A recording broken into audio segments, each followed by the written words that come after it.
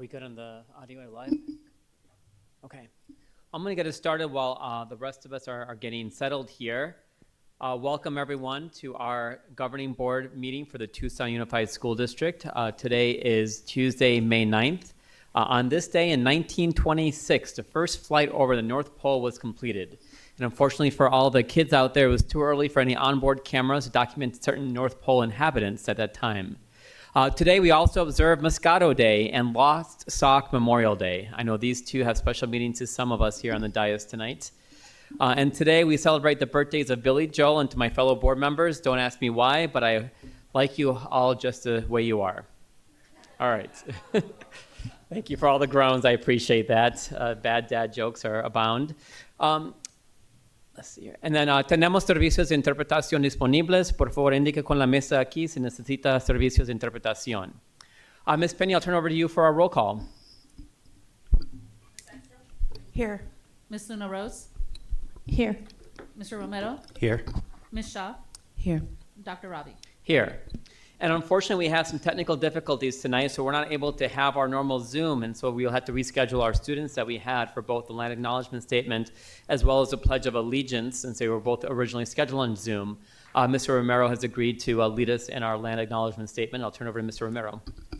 On behalf of the governing board of the Tucson Unified School District, number 1, Val Romero acknowledges that the school buildings and facilities of the Tucson Unified School District resides on the ancestral homeland of the Tohono O'odham Nation and the federally recognized tribal land of the Pasco Yaqui tribe.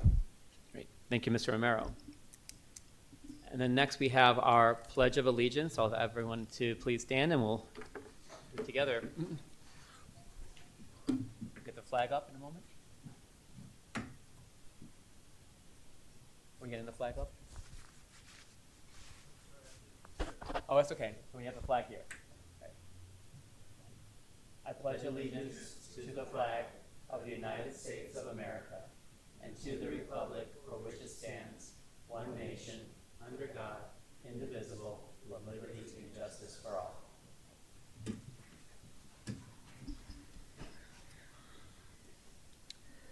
All right. Next, we have item 2.4, agenda adjustments. Dr. Torrio, any agenda adjustments for tonight?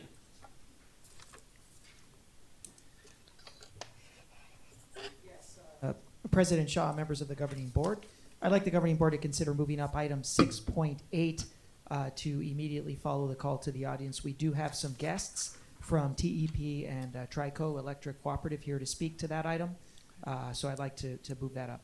Any objection? Seeing none, we can move item 6.8 immediately following call to the audience. Any other agenda adjustments?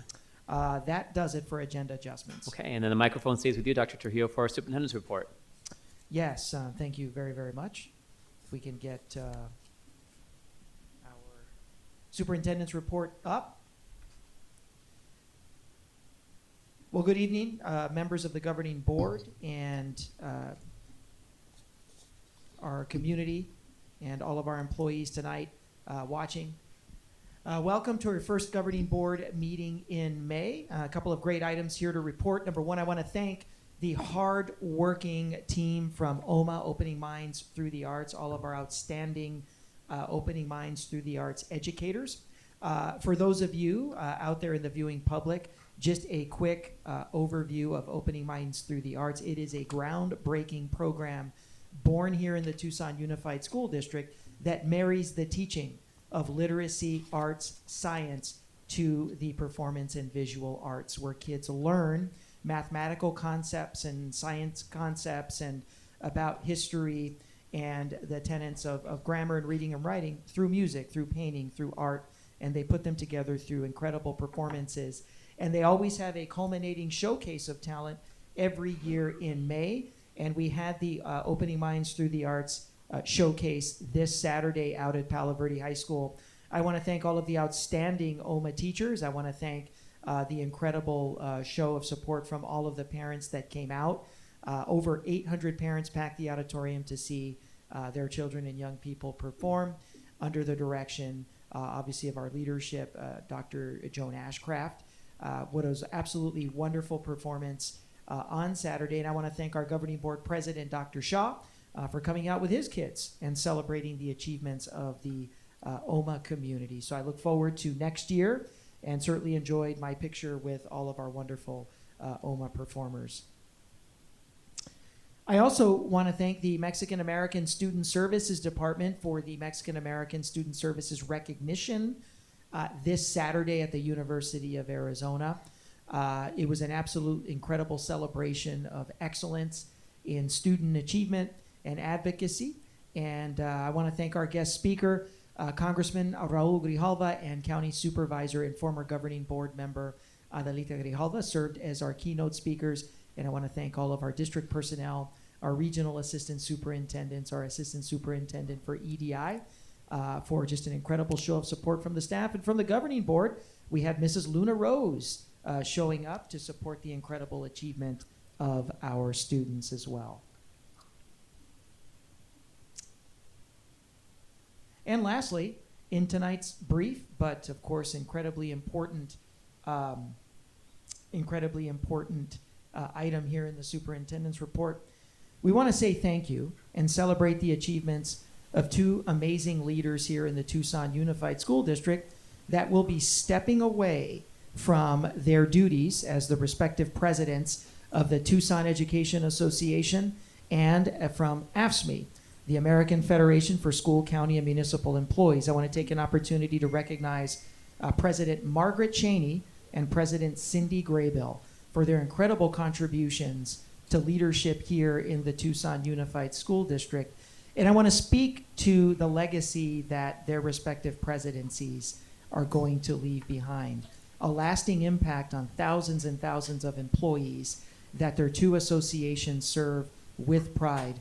Through their presidencies, our employees saw unprecedented raises in compensation, not only to base salaries and one-time compensation, but to deal with the long-standing issue of compression for some of the district's most veteran employees who found their salaries compressed, and through years and years of frustration of not having the compression taken care of, through their presidencies and their work with the administration and our board, we were able to get a groundbreaking compression package passed by the governing board earlier this fall. We saw an unprecedented increase in wages for bus drivers, seeing our bus drivers become the highest paid bus drivers in all of Pima County. That is a testament to Cindy's leadership with AFSCME and our compression work, a testament to both of them in their work with our classified employees. Our president of TEA leaves behind a legacy of historic teacher raises that now see the average starting teacher salary here in TUSD just right at $50,000, where it was nowhere near at the start of her presidency. And we see an unprecedented increase in the average teacher salary here in the Tucson Unified School District. Their leadership as partners throughout the COVID-era pandemic was invaluable, helping us manage the culture and climate and of the district in a very, very uncertain time, and to project an image of confidence, competence, and character at all times for the associations that they proudly represent. They are going to be missed. I want to wish them all the best, the next steps in their leadership journey. So please join me in giving a round of applause to, I will use the title one more time for both of them, President Margaret Cheney of the Tucson Education Association and President Cindy Graybill of our chapter of AFSCME.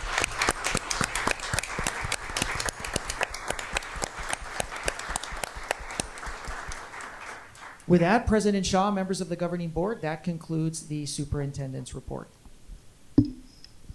Actually, Trey, were we doing capital on this one as well? Oh, that is correct. That includes my portion of the superintendent's report. But we have the remaining portions of the superintendent's report. Want to give the governing board a in-depth look at what the capital expenditures are going to be in the information technology division, as well as the transportation division. A quick refresher for the public. A few weeks ago at its first governing board meeting in April, the governing board approved the set-aside amount of $32 million for the upcoming budget for capital needs for the upcoming school year, with the understanding that we would come back around and give them an intimate look at what the capital expenditures would look like in a detailed way in each one of our divisions: curriculum and instruction, information technology, transportation, and of course facilities. And our goal is to present those details to our governing board over the next 2 meetings. So by the time they get their budget study session on June 6th, they will have seen all of the projected capital expenditures. So with that, we're going to go ahead and turn it over to Mr. Ricky Hernandez, who will be joining us on Zoom, to just give us a brief overview of what the proposed expenditures are in both areas. Mr. Hernandez. Good evening, board members. Jean, could you pull up the presentation for me, please?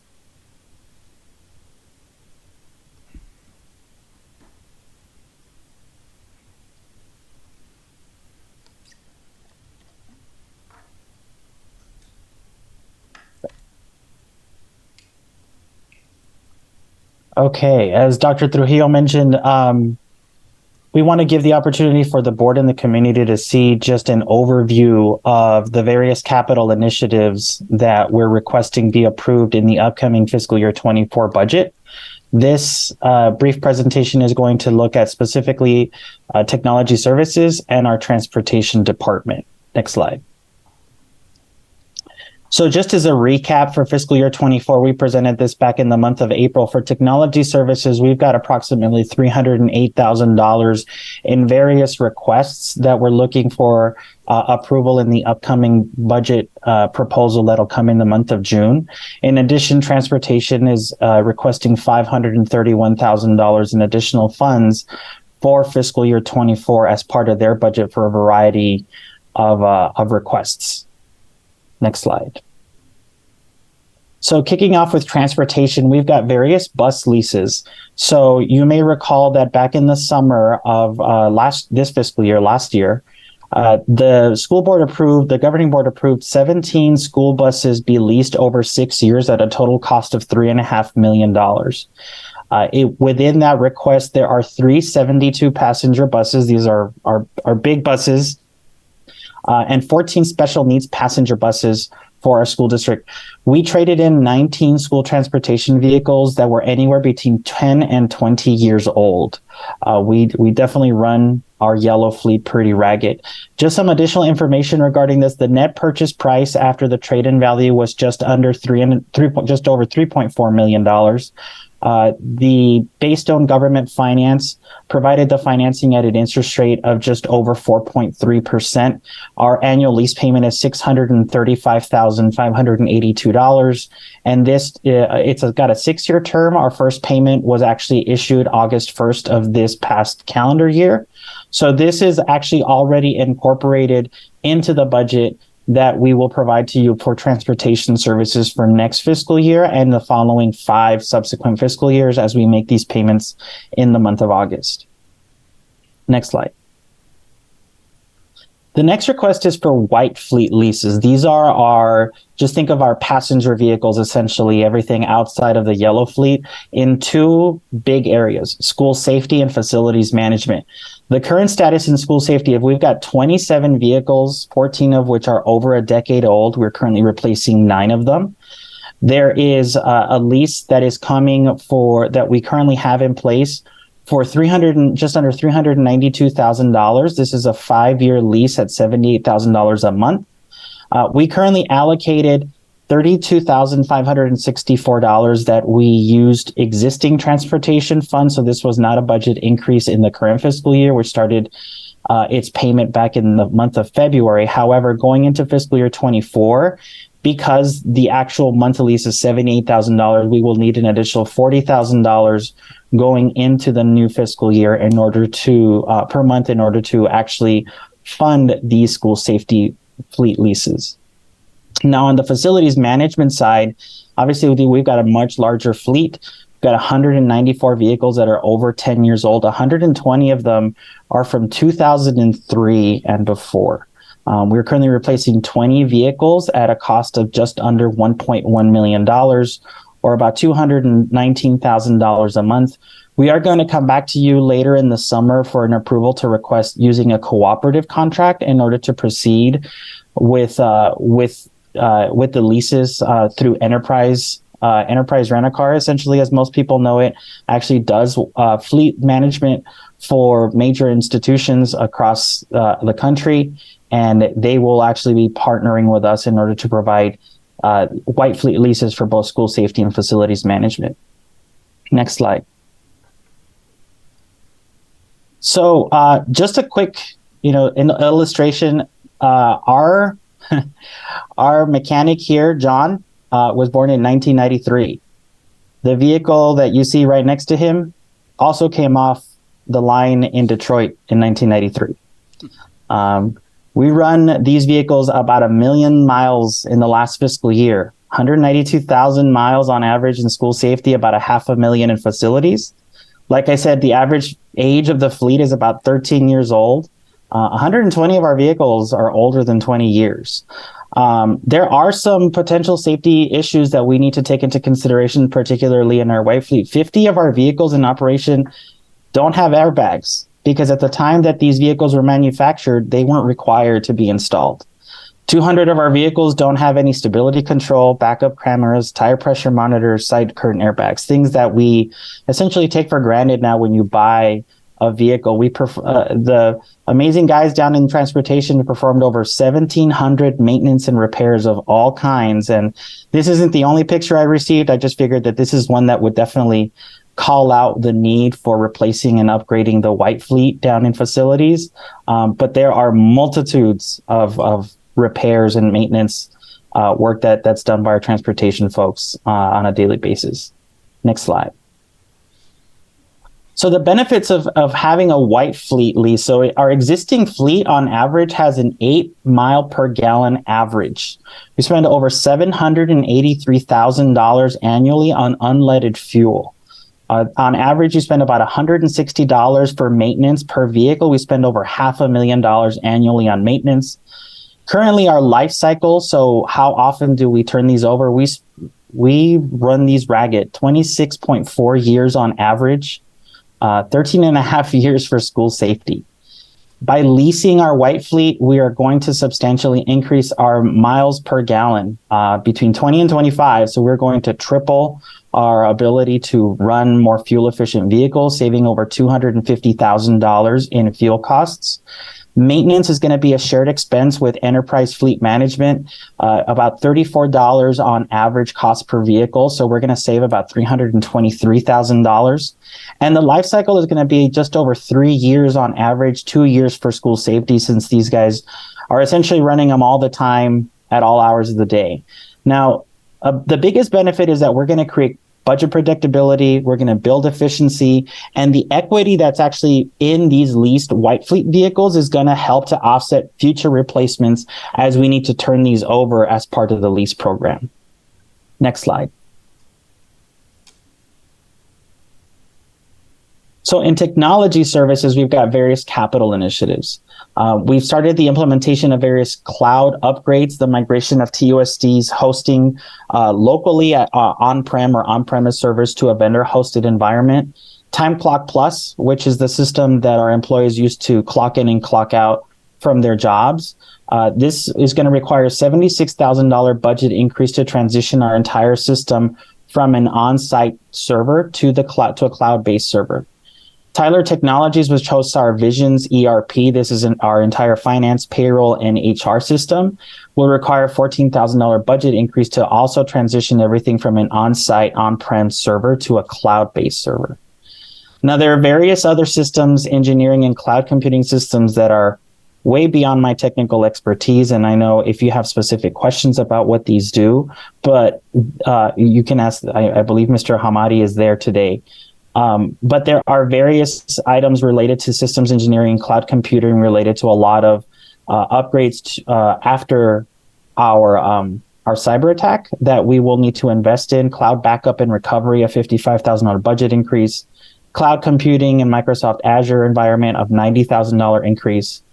A VMware vCloud subscription, a $12,000 increase. A device tracker and log analyzer, a $14,000 increase. And engineering from EduPoint, which runs Synergy, which is our student information system, Tyler Technologies, our ERP, and SolarWinds, a $47,000 increase. These are various technical and technological software and engineering systems that our TS folks will need going into the next fiscal year. Next slide. There are some revenues to take into consideration, some things that we know are coming and will come. Insurance claims related to the cyber attack. The Arizona School Risk Retention Trust at this point has not determined what technology-related expenses will be eligible for reimbursement, but any revenues that come as a result of these claims could potentially offset future one-time expenses, particularly related to some of the cyber attack components. TUSD was awarded a cyber readiness grant from the Arizona Department of Homeland Security, which can be used to upgrade cybersecurity applications and tools. It is valued at anywhere between $600,000 and $2 million, and the exact amount is to be determined, but that money will be coming from Arizona's Department of Homeland Security and will be there to support some of the capital costs in TS. Next slide. So that, in a nutshell, is what I have for you. I will take any questions. Well, thank you, Mr. Hernandez. This was a great overview for us and the governing board, as well for our viewing public here and online, about some of the amazing and important upgrades to our transportation services and our technology infrastructure that we'll be asked to approve in the next budget when it comes to us in June. Are there any questions or comments from our governing board members on this topic? All right, seeing none, thank you, Mr. Hernandez. Thank you. Okay. All right, and then we're going to move on to item 4.1, our call to the audience, and I'm turning over to our board secretary, Mr. Romero. Public participation at board meetings. Members of the public may speak during the call to the audience. The governing board clerk shall be responsible for recognizing speakers and for maintaining order where it may be appropriate. Those who speak in person or want to have their comments read shall email or call the board office or complete a request to address the board form before the meeting. Speaking who have not completed a request form are not permitted to address the board. The speaker must state their full name and topic prior to addressing the board. Speakers are encouraged to be brief with a maximum time of 3 minutes. While more than one speaker may speak together in the time allowed, speakers are reminded they are not allowed to speak more than once, and they may not transfer or delegate their time to others. If there are documents for the board, please give them to our board office staff, and they will ensure each board member receives a copy. Those attending the meeting and or speaking before the board shall observe rules of good conduct. Speakers should also refrain from inappropriate or slanderous remarks, and because TUSD serves students from preschool through high school, speakers should be aware that there may be children present and listening. At the end of the call to the audience, the governing board president will ask if any board member wishes to respond to criticisms, wish to ask staff to review a matter, or wish to ask that a matter be put on a future agenda. No more than 2 members may address each topic. Contents of this card are public information. All right, so first up we have Dalia Shore, and then followed up by Stephanie Lanier.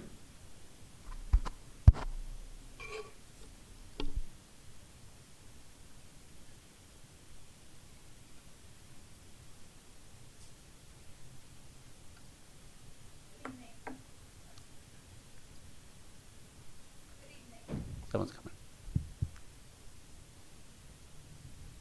Good evening. My name is Dahlia Shore. I'm a senior at University High School. I would like to thank the board for this opportunity to speak. I'm here to bring attention to a concern shared by my peers and teachers regarding the restrooms facilities at Rincon University High School, or RUHS. On the RUHS campus in the 2022-2023 school year, there are 2,223 students on campus. According to the information given to me by District Facilities Director Mr. Meyer regarding the district requirements for the toilet facility to student ratio, there should be 23 student accessible toilet facilities for both boys and girls, including any gender neutral restrooms. Ms. Evans, one of the UHS assistant principals, emailed me a total count of the toilets on campus, including notes about which are student accessible and which are frequently closed. After calculations, I discovered that the RUHS campus is between 5 and 10 student-accessible toilet facilities short, depending on gender. I have had conversations with UHS administration about opening other restrooms, however they are closed mainly due to safety concerns and lack of supervision. Even if other restrooms were able to be opened, Most of the restroom facilities are on the north end of campus, away from the tech building, or the T building, which contains both Rincon and UHS classes and currently only has one stall restrooms. Over the past several weeks, I have been in contact with teachers and administrators at UHS, as well as members of the TUSD operations and facilities departments, to come up with a solution which will best help the students and faculty on campus while remaining feasible. I believe that the most effective solution would be another restroom portable, such as the one installed in August of 2014 on the north end of campus, to be installed next to the T building on the south end of campus.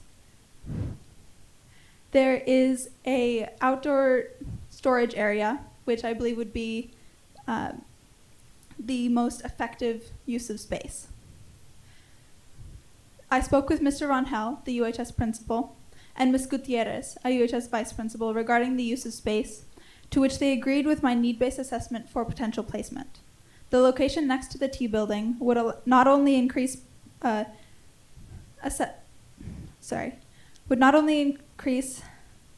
number of student-accessible toilet facilities on campus, but also allow for students with classes on the south side of campus to use a readily available restroom. The restroom portable would decrease the amount of time that students are forced to spend outside of class commuting to or waiting for the restroom. It would also decrease a current security risk of having students travel on the outside of buildings in order to reach the restroom. The cost of installation for a restroom portable is between $200,000 to $230,000, according to Mr. Meyer, who also informed me. Time. Thank you. Thank you. So Stephanie Lanier and then Stephanie Godfrey.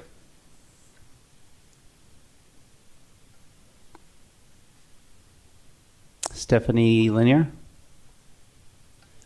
All right, we'll skip to Stephanie Godfrey. All right. Going for Dawn Demps, followed by Betty Van Dam. Van Dam.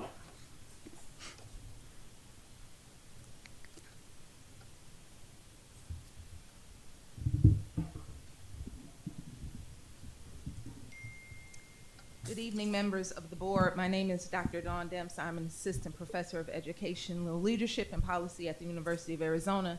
But more importantly, I am speaking from my position as the mother of Zora Demps Gates, who has attended Holiday Fine Arts Magnet Elementary School for the last 2 years. When I first moved to the Tucson area, my family actually settled in Sayurita.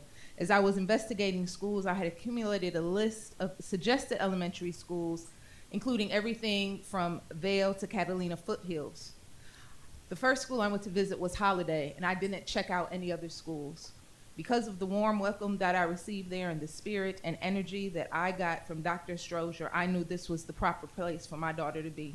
Even though people in my own education department were confused that I did not more seriously consider more highly regarded schools near my own home. Now my daughter is in 5th grade and will be graduating into middle school and leaving the school that at one time she wanted to make me add 6th grade to. My child will not be at Holiday next year, and by most logic, I should not care or be so thoroughly invested in what happens to the school, but my logic is informed by community mothering that cares about the well-being of all our children.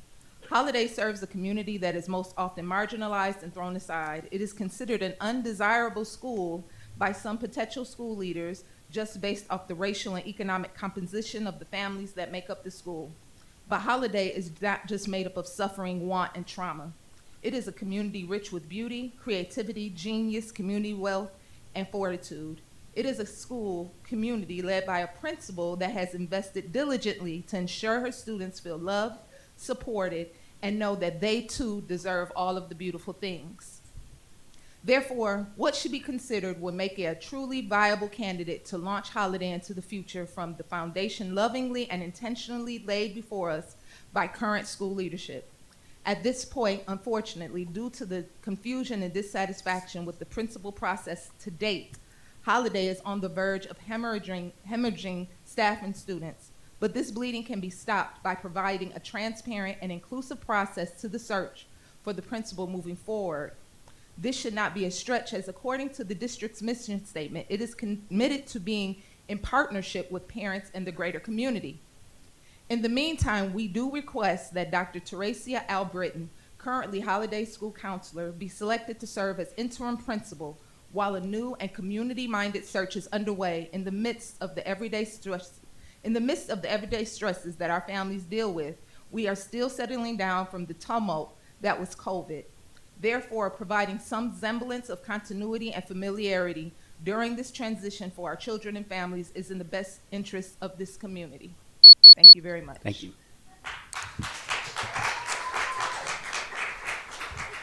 So Betty Van Dam and then Greg Clark.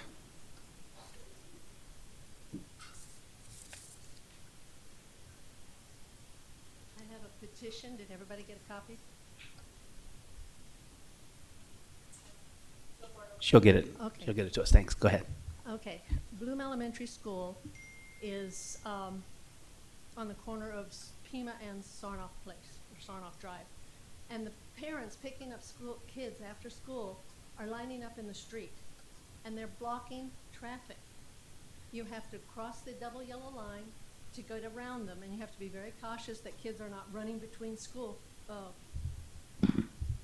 kids are not running between the vehicles. And if there's oncoming traffic, who's going to meet whom? Then on top of that, they use my cul-de-sac to turn around and go back out. I know it's a public street, I don't mind, but we have kids in that cul-de-sac. I think the situation where it is very unsafe. If you can read that petition, you'll see what I'm talking about. All the members of the cul-de-sac have signed it. Thank you. Thank you.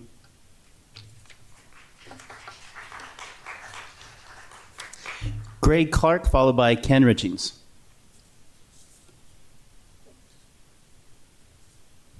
Good evening. Thank you very much for your time and for allowing me to speak. I have an accompanying letter that was submitted to staff yesterday. My name's Greg Clark. I'm a parent of district children, and I live on Cherry Avenue south of Broadway. I'm here because I want to discuss the Miles Exploratory Learning School Center. It is located at 1400 East Broadway. It's a K-8 school, and it has no neighborhood by right admission. So there is no home neighborhood for this school. Apparently this happened in the 70s when it was truly an experimental school. It was apparently kind of a hippie school, kind of a free-form thing back when hippie was a pejorative, and local residents did not want students to have to attend there. As such, the neighborhood got kind of broken up. Part of it, students are allowed to go to Sam Hughes School. Part of it, students are allowed to go to Robeson. But I live a block away. My children were not able to go during the probably 14 years that they were eligible of the age to be able to attend that school. Miles Exploratory Learning Center is an excellent school. It is essentially a bilingual instructional environment for the deaf and hard of hearing and English. The deaf and hard of hearing cohort encompasses about 40%, and they are allowed in to that school from throughout the city in order to receive education in a public and combined educational environment. 60% are pure lottery, citywide pure lottery. But children who live directly across the street have to then put in for that lottery. So we would request, and I'm also representing the Miles Neighborhood Association who sent you the letter, we'd request a second look to see if perhaps some portion of the cohort could attend Miles School. Lots of community benefits. We lack the cohesion that a neighborhood school provides. Kids have to travel a long way. And finally, there's also a specific safety issue in that this school has been given no crossing guards because of a TUSD school safety decision that there is no neighborhood cohort of students to go there, so we don't need to provide a crossing guard. And we have kids going to Mansfeld, and at any Time. rate, please consider it. Thank Thanks. you. Ken Richings, followed by Peter Norquist. Hi, my name is Ken Richings. I want to thank you sincerely, all the board members, for doing the work that you do. And sincerely, I hope we don't have another expression of the bullying and aggression that took place here 2 weeks ago. We do have open meeting law for a reason. I did attend the drag show at Tucson High, and I was somewhat pleased at how non-risque it was, but I still disagree that there's nothing sexualizing about such an event. I understand, I do, that not all drag is the same. I get it. But it seems you don't get it either. It is inherently sexualizing.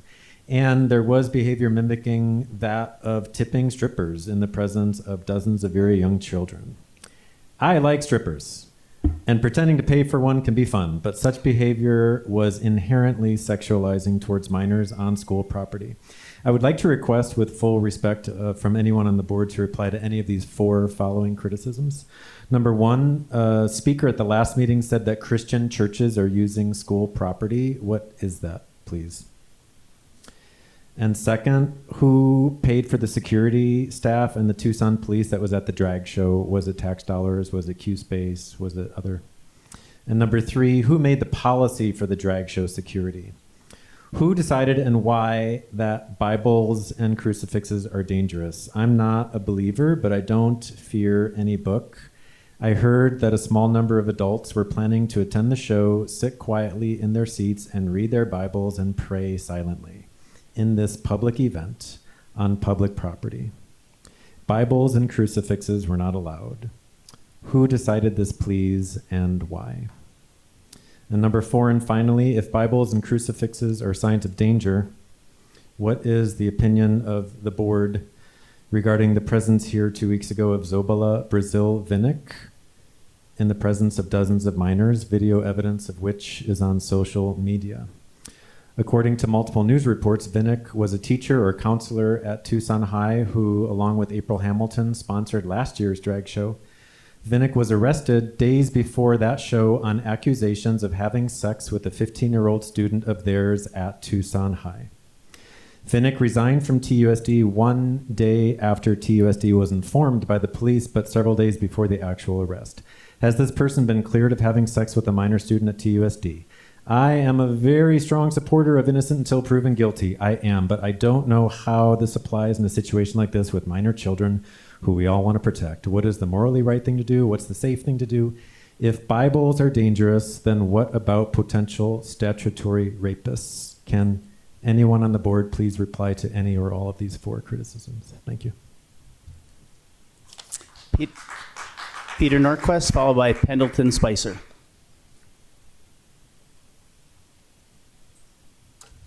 All right, members of the board, good evening. My name is Peter Norquist. I wish to speak on the public comment section and related interactions from the last board meeting. Putting aside the topic of the drag show itself, I watched the recording of this in some degree of shock and horror as it ran off the rails. First, a couple of individual comments. Mr. Romero, I realize that you're new to your role and didn't anticipate much of what happened. I want to remind you that based on my experience in many other board meetings, you have every right to reprimand speakers who are causing disruptions and not adhering to the rules of the board under open meeting law. I'm sorry that you felt that you had to endure the poor behavior that we all witnessed at the last meeting, but encourage you to exercise your rightful authority should this happen again in the future.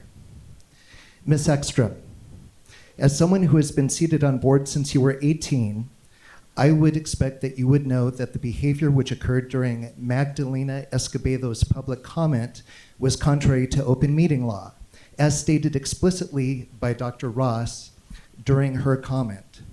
Dr. Ross read unambiguously that under open meeting law, the public has a right to record the proceedings.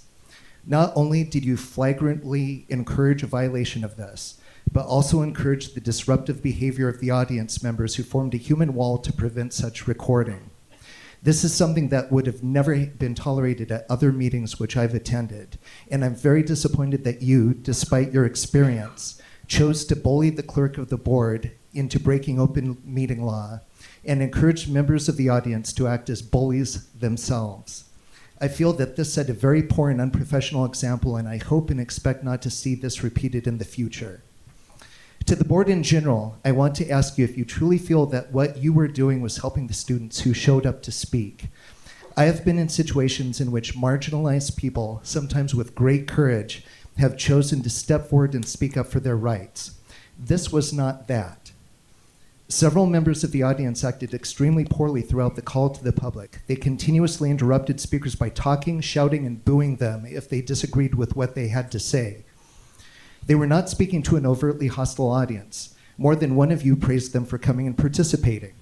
But what was the message you were sending them? You gave them direct approval for disrespectful and rude behavior. Would you have encouraged the same if it were someone whom you disagreed with? Because what you conveyed was that it's okay to mistreat someone on the condition that they hold a different opinion from you. Encouraging students to act like spoiled children will not prepare them for the situations they will face after high school, something which I hope you will consider going forward. Thank you for your time and attention. Pendleton Spicer, followed by Melanie Bertrand.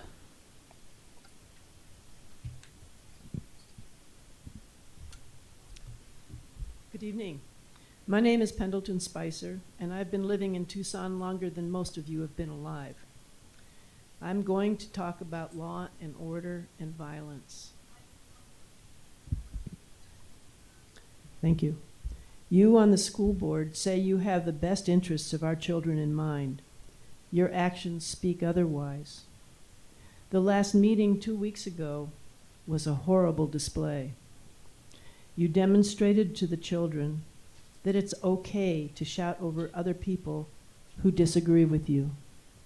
You demonstrated to the children that physical aggression is okay when you don't agree with the rules. You demonstrated to the children that bullying is preferable to intellectual debate. Mr. Romero, you cannot allow physical aggression in this room ever.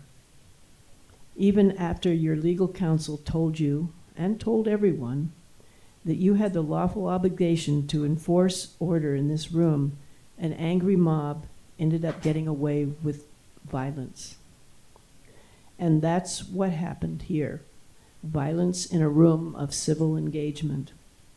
To those of you who complimented such behavior with your words to support, you should be ashamed of yourselves. Ms. Ekstrom, I don't care who your family is or what power you think you have, but you do not get to play the role of clerk in this room. You are never to do that again until you are elected to the position of clerk. There's no way to undo the damage you did by acting like a bully in front of the dozens of students. You should be ashamed of yourself. Where do you think children learn to be civil? Where do you think children learn that bullying is okay? From adults. You're supposed to be the adults in this. Shame on you. Thank you.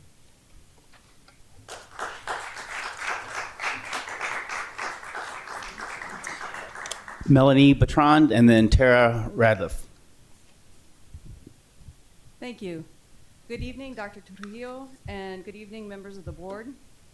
My name is Dr. Melanie Bertrand, and I'm the director of the Educational Leadership and Policy unit within the University of Arizona.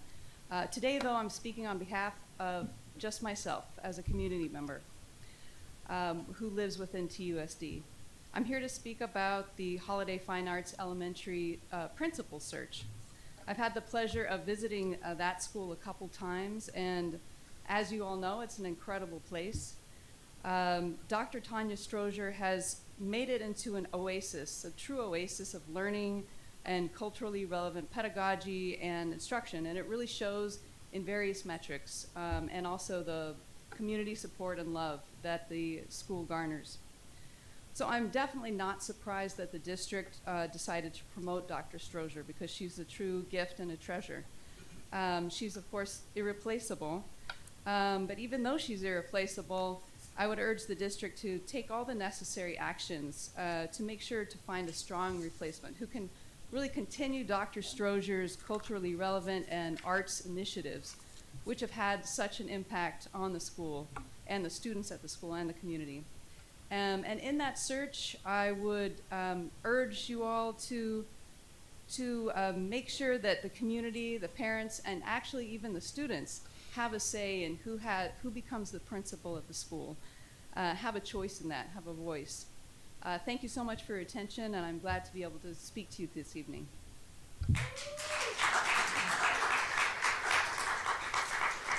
Tara Radliff, followed by Dusty Matthews. My name is Tara Radliff, and I will be speaking about board member conduct. Per TUSD guidelines, as a board member, your first and greatest concern must be the educational welfare of the students attending the public schools.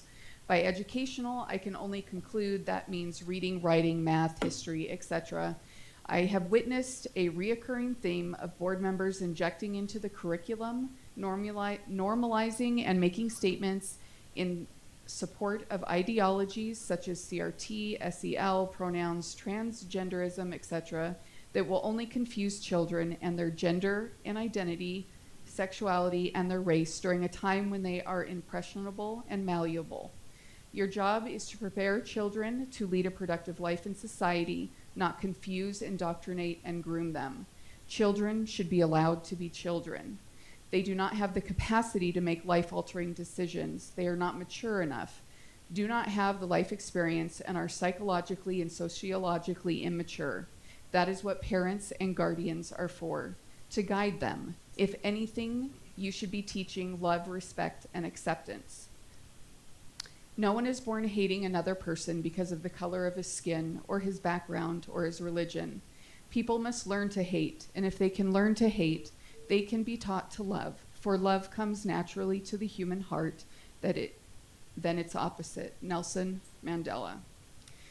In closing, the board's behavior and continual voting for and support of indoctrinating the children must stop.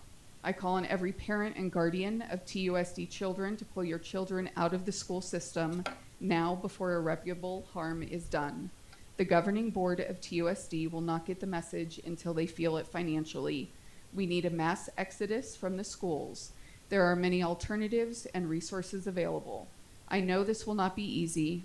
Research and find options. And although ESA may be tempting, try to stay away from it. You will only be signing a contract with the government to embed itself in your homes. You can make it happen. The time is now. Thank you. Dusty Matthews, and then Zora Depps-Gates.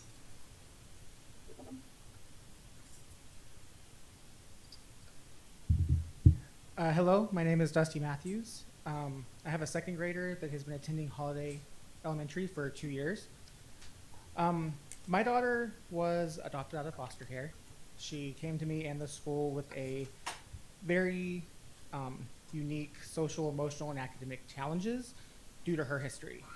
The leadership at Holiday not only helped with this, but was pretty crucial to it. I do not know her kindergarten teacher, but her first and second grade teachers were both trauma-informed and have worked with her through these challenges. The counselor's office has been a safe place for her to work through things, and countless other staff and teachers have been there when she needed them to help her grow and learn. She is now excelling not only socially and emotionally, but academically, and she is either meeting or exceeding expectations in every subject. None of this happens without the leadership in place at that school. And then creating an atmosphere that is loving and welcoming to all children. As new leadership is put into place, it is crucial that they share the values, expectations, and philosophies of the current leadership.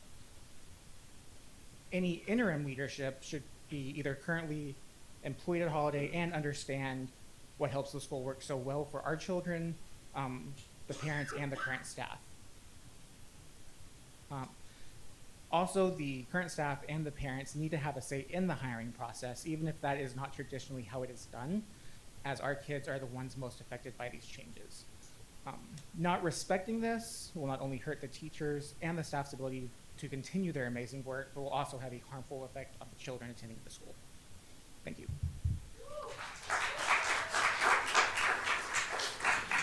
Zora Demps Gates, followed by Lindsay Hill. Hello, my name is Zora Janine Marie Demps Gates, and my topic is Holiday Principal Search. I am the daughter of Don Demps. I am 10 years old, and I am a 5th grader at Holiday Fine Arts Elementary Magnet School. I would like to say, if you're going to be replacing Dr. Schroeder, then you're going to have to learn the base of being at Holiday Elementary. R, responsibility. O, optimism. C, courage. K, kindness. That's the basis of being a student at Holiday Elementary and should be the basis for any principal. Even though I'll be going to middle school next year, I still care about my friends that will still be at Holiday. Holiday has students that have medical conditions and need extra care, so the principal has to love the kids a lot and be responsible to be a good leader like Dr. Schroeder so they can be supported and do well at school. The principal has to love the arts and talk to the students whenever there is a disagreement among them and not want to just kick them out. If you are at Holiday, you must love one another. And if you don't believe in the meaning of these statements, then you shouldn't be here. You need to be here if you truly care about all these students. If you don't, then you should get a job somewhere else. Thank you for listening to Zora Janine Marie Demps Gates.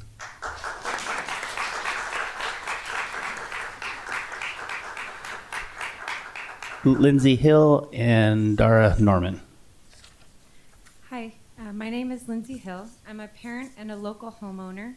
My husband and I chose to homeschool our kids because we realized the school system is inherently a one-size-fits-all. It simply cannot accommodate every individual child to their unique needs. When we first started homeschooling, we had concerns about the ideology being taught to kids without their knowing it and without consent or knowledge of parents. We thought we could just do our own thing for the good of our children, making the necessary sacrifices, not only financially, but in many other respects. Seeing our children grow up as homeschoolers and interact with kids their age who attend public school has been a real eye-opener. I can't say for sure, but it seems that some schools don't always do the best job of teaching skills of interacting with adults or thinking critically and speaking clearly. I tried to avoid sensational news, but I couldn't avoid overhearing about the recent drag show that is paid for by public dollars. As a Christian, I'm willing to accept that there are huge differences of opinion around issues of education, but based on what I saw of the last school board meeting, I can see why parents of public school students are upset with the poor evidence of student scholarship. As a Christian, I don't ask that my ideology is injected into the classroom. Why is any ideology in the classroom? I heard Dr. Shah say that students have a right to express themselves, but do they have a right to spend my money in that pursuit? Thank you. Dara Norman.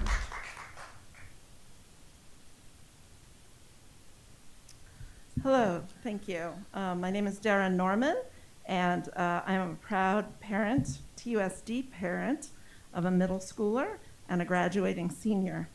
I've listened to, over the link usually, to several meetings regarding the code of conduct. And I've noticed significant advocacy for more punitive measures for various offenses, measures like suspension and expulsion. Many of the infractions are for things like fighting and drug use. And these things happen for reasons, and I'd just like to know if there are plans for additional counselors in the schools to make sure that the root causes of some of these offenses actually get addressed. I also had an opportunity to fill out the most recent, a recent survey that came to parents, and I had some concerns that in that survey, there were no spaces for actually free response feedback. And so it was really hard to express and qualify my answers to the questions that were asked. I know that this is actually not really best practice for surveys, and I'd like to suggest that there be some kind of more free response survey that goes out about the code of conduct. Thank you very much for your time. Yolanda, we have 3 more that are to be read. Can you go ahead and do those, please? The first one is from Pilar Reese. Dear Governing Board, I address you tonight as a taxpayer and a parent of a TUSD alumni, as well as a past site council member at Tucson High. I want to thank you in advance for your undivided attention while you hear from me as a stakeholder. As the mother of a trans son, I just want to be clear this is not about having an issue with anyone's sexual identity, but I do have an issue with special interests, getting special treatment, and the lack of respect towards people with different beliefs. Everyone's voice and opinion is valuable and should be respected. I am familiar with student activity funds and tax donations to schools. Never once in all the club and extracurricular events that I attended at the school were there ever hired police officers and multiple TUSD security officers present. We never paid for any security nor had any at any of the events which my daughter participated in, which were many. I would like to know who is paying for all the TUSD security and TPD officers who are working the Q Space show. No other club event has had that type of security. Who paid for it? I hope it was the club that paid for it. I ask this and want to point out that if not, you have opened another can of worms. Other clubs have not been afforded that type of security. If the club itself is not paying for the security, then you have set a very troublesome precedence, which will create more problems. Clubs must all be treated equally, no special treatment for one and not all. TUSD, perhaps even the board president himself, stated the drag show was not a TUSD-sponsored event. Therefore, TUSD should not be using taxpayer dollars to pay for the security. This brings us to the next problem, where the budget was money allotted for security for TUSD student club events, and how will you ensure that every single club across the district gets the same paid security? I am also quite familiar with the student activity reports, and from my experience on the site council, I know how incredibly difficult it is to get taxpayer money released for any projects. I am most certain the Q Club did not seek that with such short notice. I hope that the financial CEO, Mr. Hernandez, does not state that the reason Q Space Club is not listed nor their activity because it was an oversight. That would just not be true. Please provide transparency and financial accountability and disclose how the security was paid for. Also, some of you may take issue with folks who are not parents of current students. Please know that only about 30 to 35% of taxpayers are parents. The rest of us are paying taxes for public education, and our voices count. Thank you, Pilar Reese.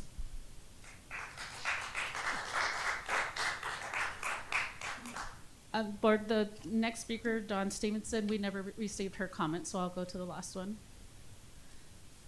And the last one is from Guadalupe Henninger.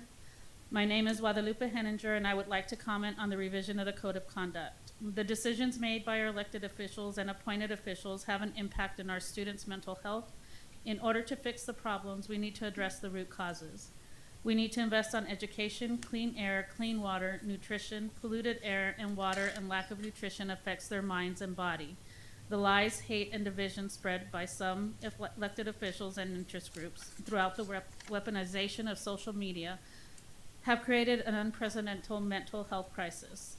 We call our Arizona state legislatures and tell them to stop kicking the can down the road.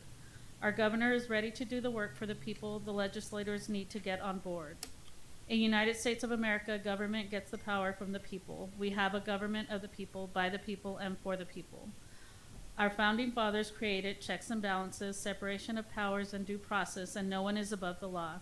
Vetting is a constitutional requirement. Anybody running for office needs to be in good moral standing and understand and support the principles of the Constitution. Sincerely, Guadalupe Henninger.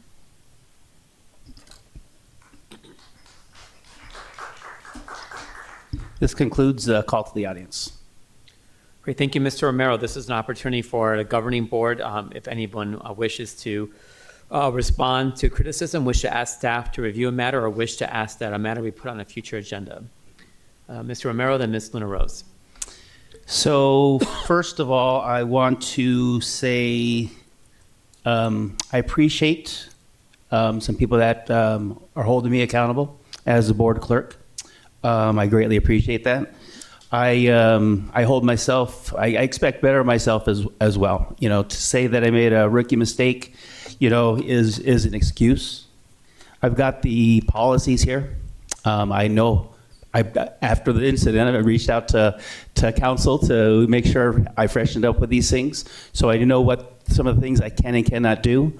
We dusted off this little thing for future uses on that. That was my practice right over here.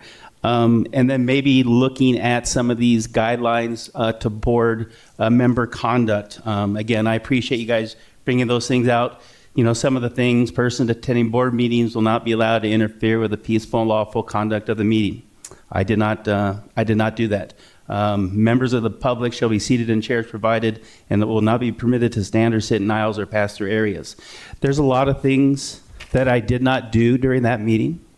I want to tell you that I am dedicated to doing better. I will do a better job in my position moving forward, and I'll make sure that I'm better prepared and you know, the remainder of the time that I'm as the board clerk. So thank you very much for holding me accountable.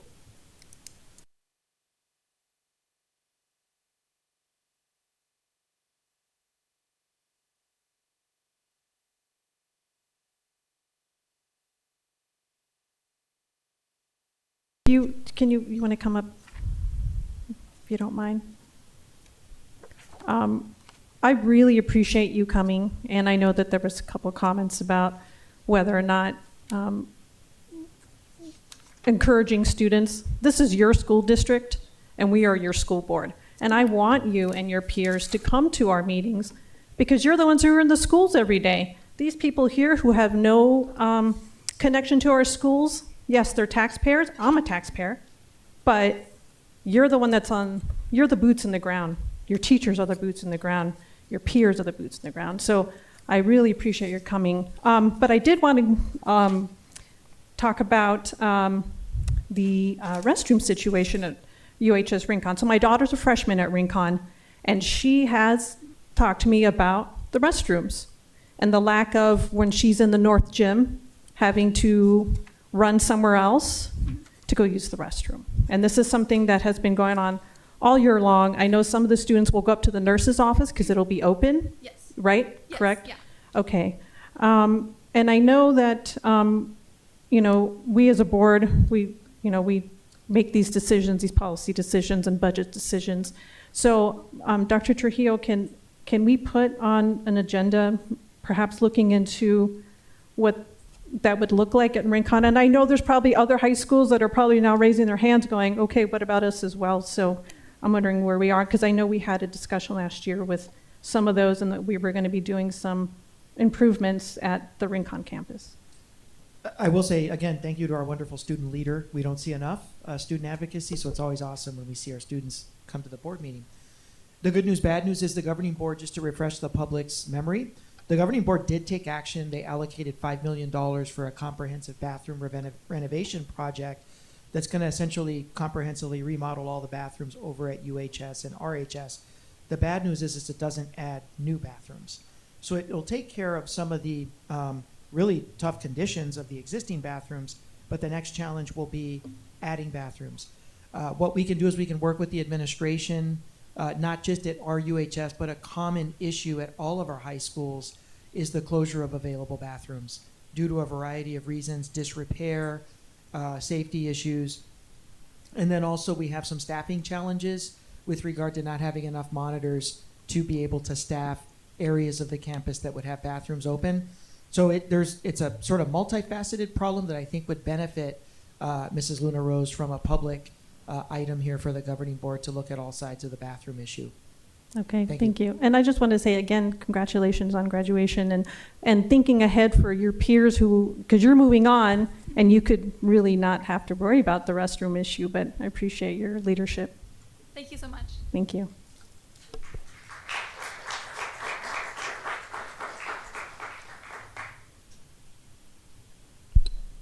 Dr. Shaw? Go ahead, Ms. Shaw. Thank you. And good evening, everyone, and thank you for speaking up tonight. First, I would also like to thank Ms. Shore for speaking out about the restrooms, and I would like to ask staff to, if we can't get one of those restrooms open that's closest to the north side of Rincon for this school year, if we could do that in time for summer school or the next school year.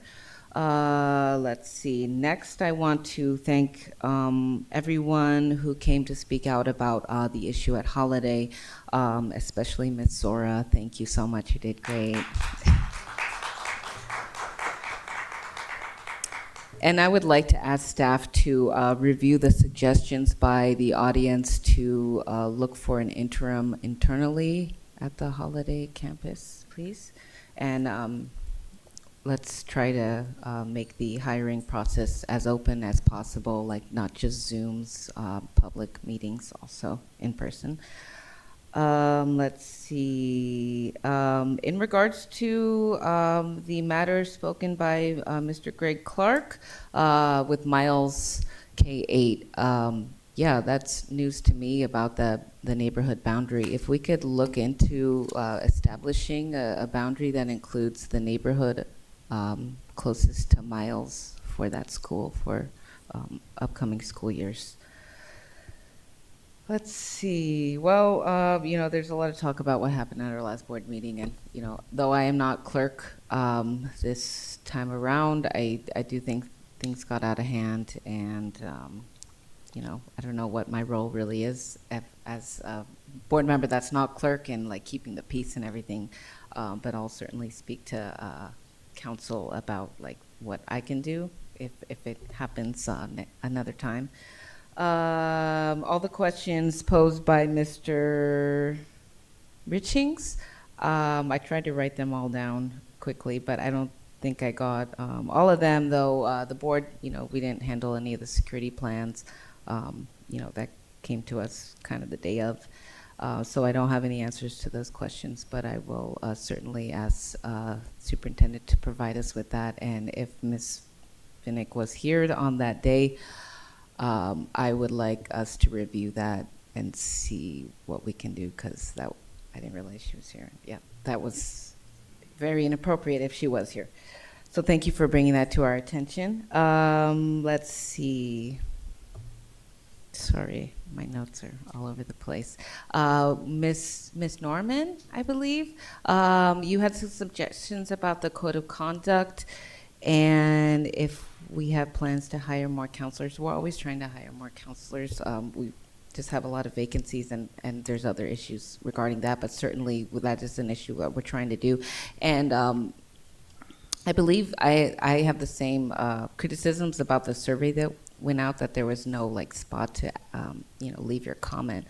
If you do want to provide a comment, you can reach out to, I believe, Ms. Warmbrand, or I believe there's an email on most of the flyers that you can send out, or you could forward it to us and we could send it to the people who are organizing that, so that your comment will be in the system for consideration.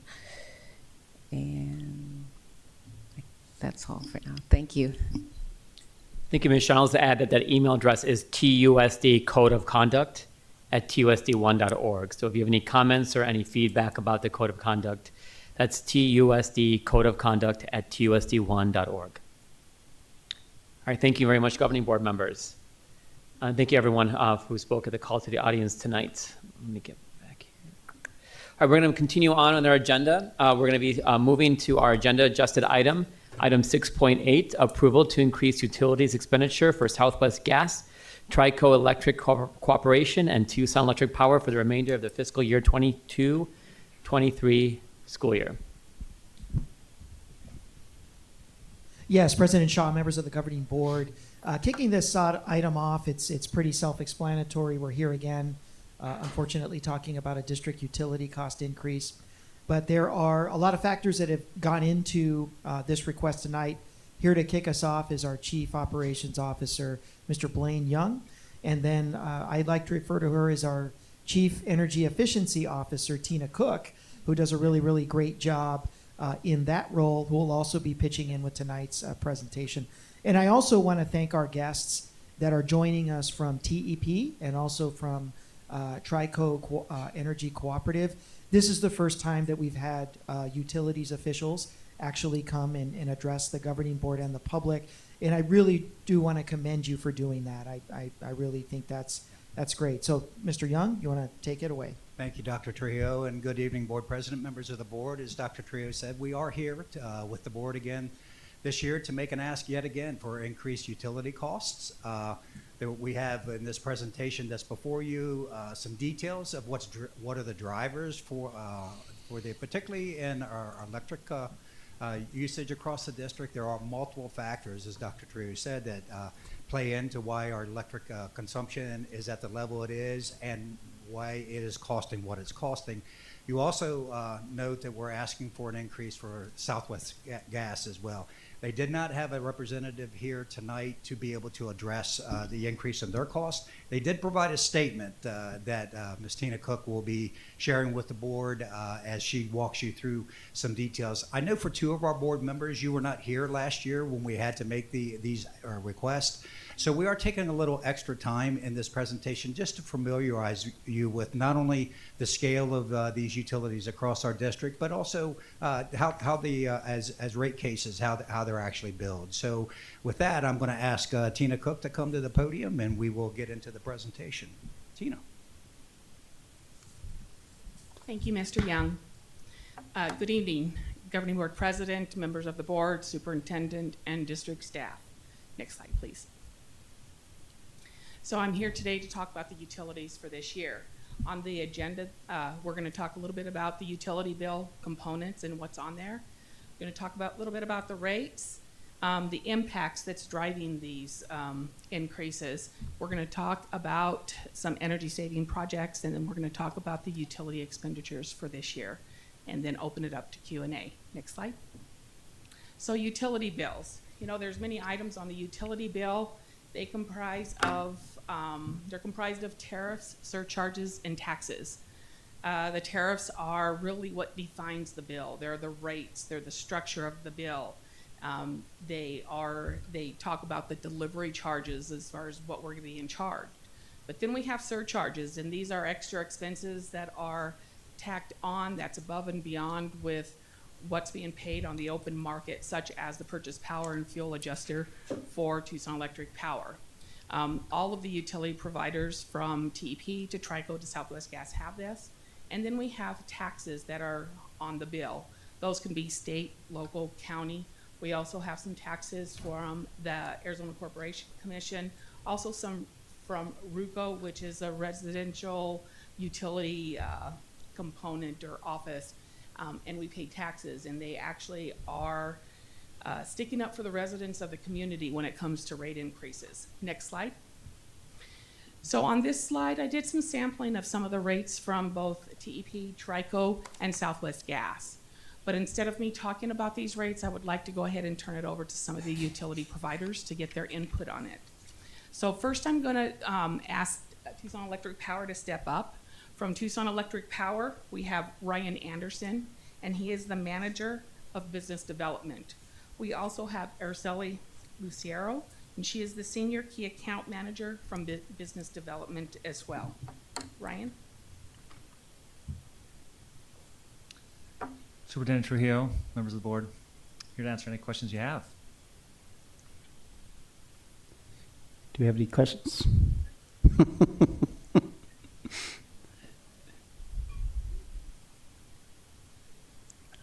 I guess that is a no. Would you like me to provide it? Sure, sure. The rate structures that we have designed, you have multiple tiers. So rates are designed based on your energy profile, the type of load you guys pull. So you have 88 small general service accounts, you have 74 medium general service accounts, and you have 4 large general service accounts. We charge based on kilowatt hours, so how much energy you consume over an hour, and then how much kilowatts you consume or any power at any one time. I think probably most relevant for this board at this time is that TEP is seeking a rate case. We have a rate case filed in front of the Arizona Corporation Commission currently. Those rates would come into effect in September if that is approved by the commission. We're looking at an increase to across all of our rate classes. Currently, the rates that we have in place now reflect costs from 2018.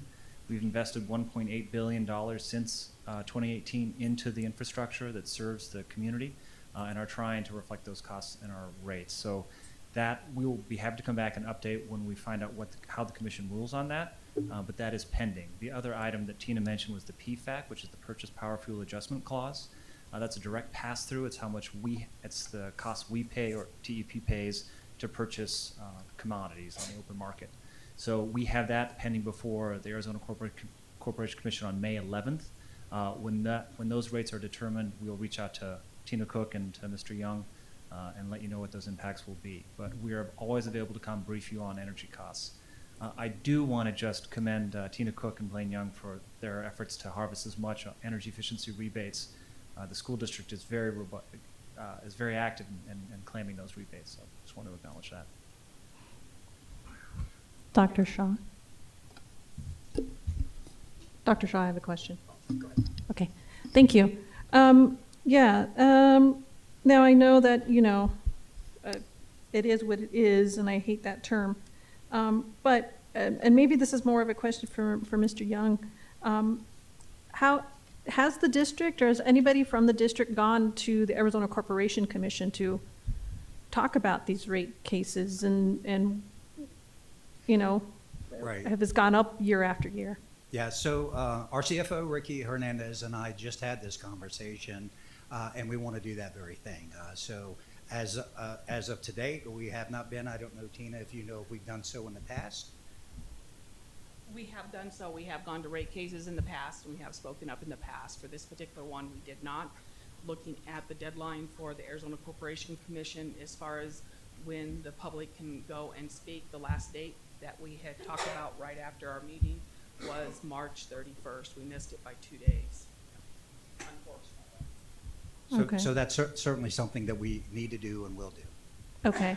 Well, I'm wondering if it's, for those people who are listening and taxpayers who are listening, if they're, also contacting the Arizona Corporation Commission in terms of the rates, because they're the highest governmental body being able to come down to the rest of you, TEP, TRICO, and whoever. So I highly encourage that, but I do appreciate you coming and letting us know. I know it's not easy to get in front of, a board I'm going to be honest, I'm not very happy having to approve this increase, since we did do one last year as well. In fact, we've done it every year since I've been on this board. So, but you're the first one to come in to us in person, so I do appreciate that. Thank you. Yes. Now we're going to move on to, thank you, Ryan. Now we're going to move on to TRICO Electric Cooperative. We have Laurie St. Ange, sorry about that. And she is the manager from the Member and Energy Services Department. We also have Michael Jansen here, and he is the Economic Development and Strategic Account Representative for TRICO.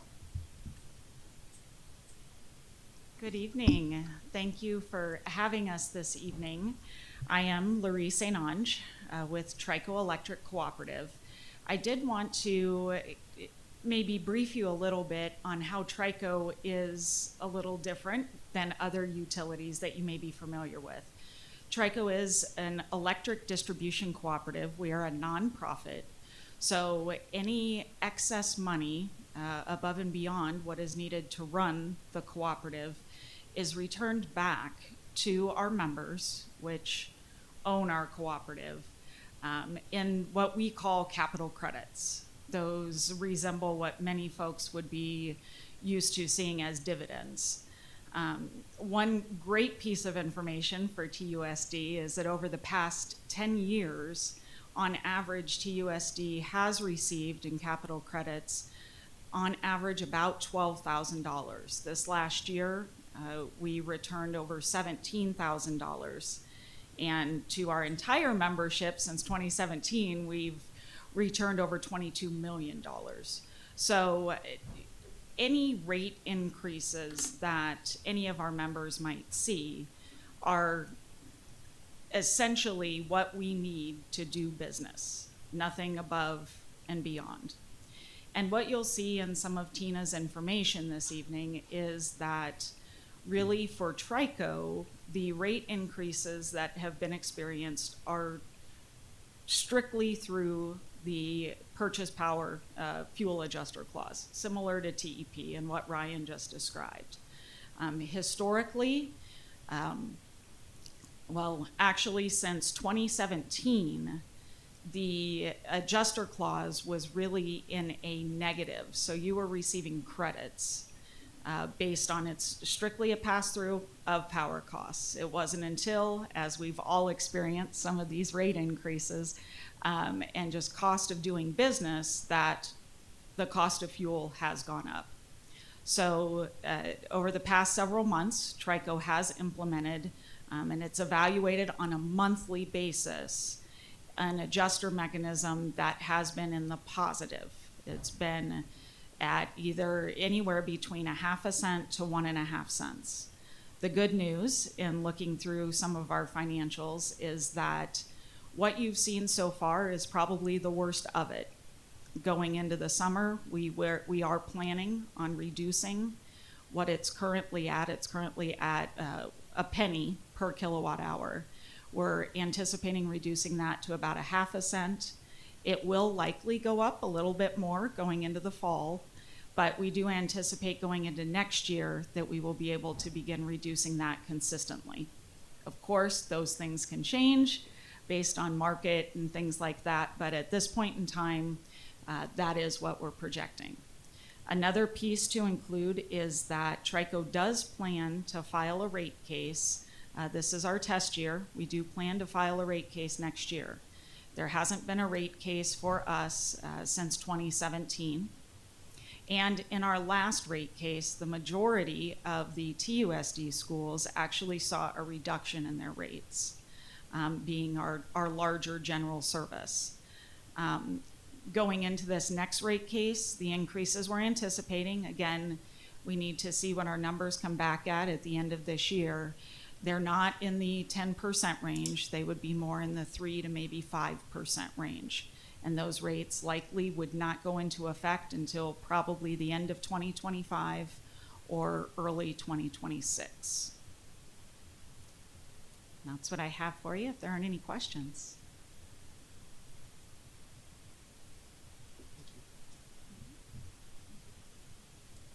Thank you. Next is Southwest Gas provided a statement, a response. Unfortunately, I don't have my readers with me, so I've asked Blaine if he could read it for me.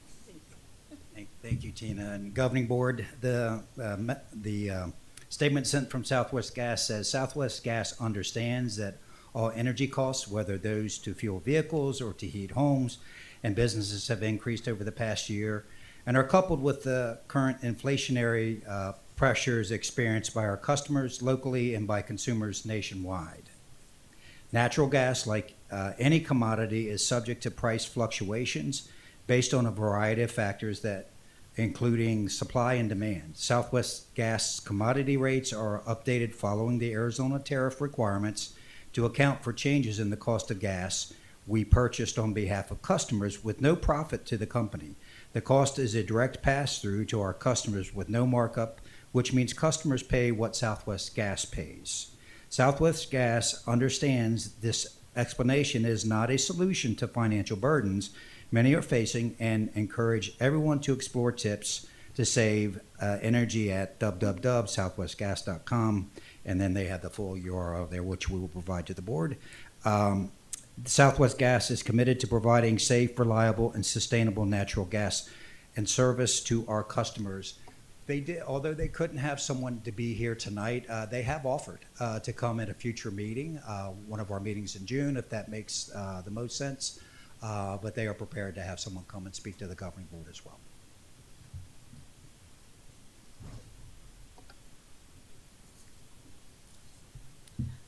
Next slide. Next, I'm going to move on to impacts of what we've seen over the last year. First, I want to talk about the facility improvement outcomes as far as what we're looking for when we're doing looking at those energy impacts. First and foremost, we're looking at better support. Let me start all over here. Support better student learning. Then we're looking at increased air quality, improved comfort and health, and then increased security. So when you look at equipment, we've had during COVID, we went from a MERV 8 to a MERV 13 filter. We also, when looking at their HVAC, we've increased run times, looking at air purifiers that went into every single classroom. That's all for better supporting the learning environment of the students, increasing the indoor air quality, and then improving the comfort and health of the students, staff, and the community that use our facilities. We've also have done equipment replacements for hot water heaters and high efficiency boilers. We also looked at digital solutions, those one-on-one initiatives, the audio visual learning. Those go back to the Promethean boards. Now I have water on here, and you might be saying, well, what does water have to do with energy? Well, we put in hands-free water bottle filling stations. When we did phase 1 and 2, those were like for like. But when we went into phase 3 and 4, those you're putting in areas that didn't have power. So you're having to increase the power and pull it over to those units.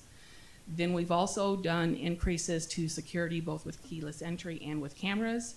And then as I walk around the school district, I've seen an increase in the mini appliances, more specifically with the mini refrigerators. These are items that run 24/7. And they, while you might not seem like they use that much, when you add everything up across the district, they do. And then I wanted to talk about the weather.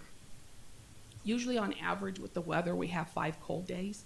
This particular year, we've had 15. It's greatly impacted costs for Southwest Gas. Next slide. So I wanted to give you a little bit of information on electricity usage and cost. We have a bell-shaped curve. I also provided information on the cost per kWh, but keep in mind that this is just for the average bill, not specifically to the kWh, because how the program works is I have to put in total cost as opposed to individual line items for the bill. Now the district receives over 1,100 utility bills in a month. Takes me about a month and a half to 2 months to get all those bills into my system, just from the time you receive them to the time they're paid to the time that I receive them and then input them into the system. Next slide.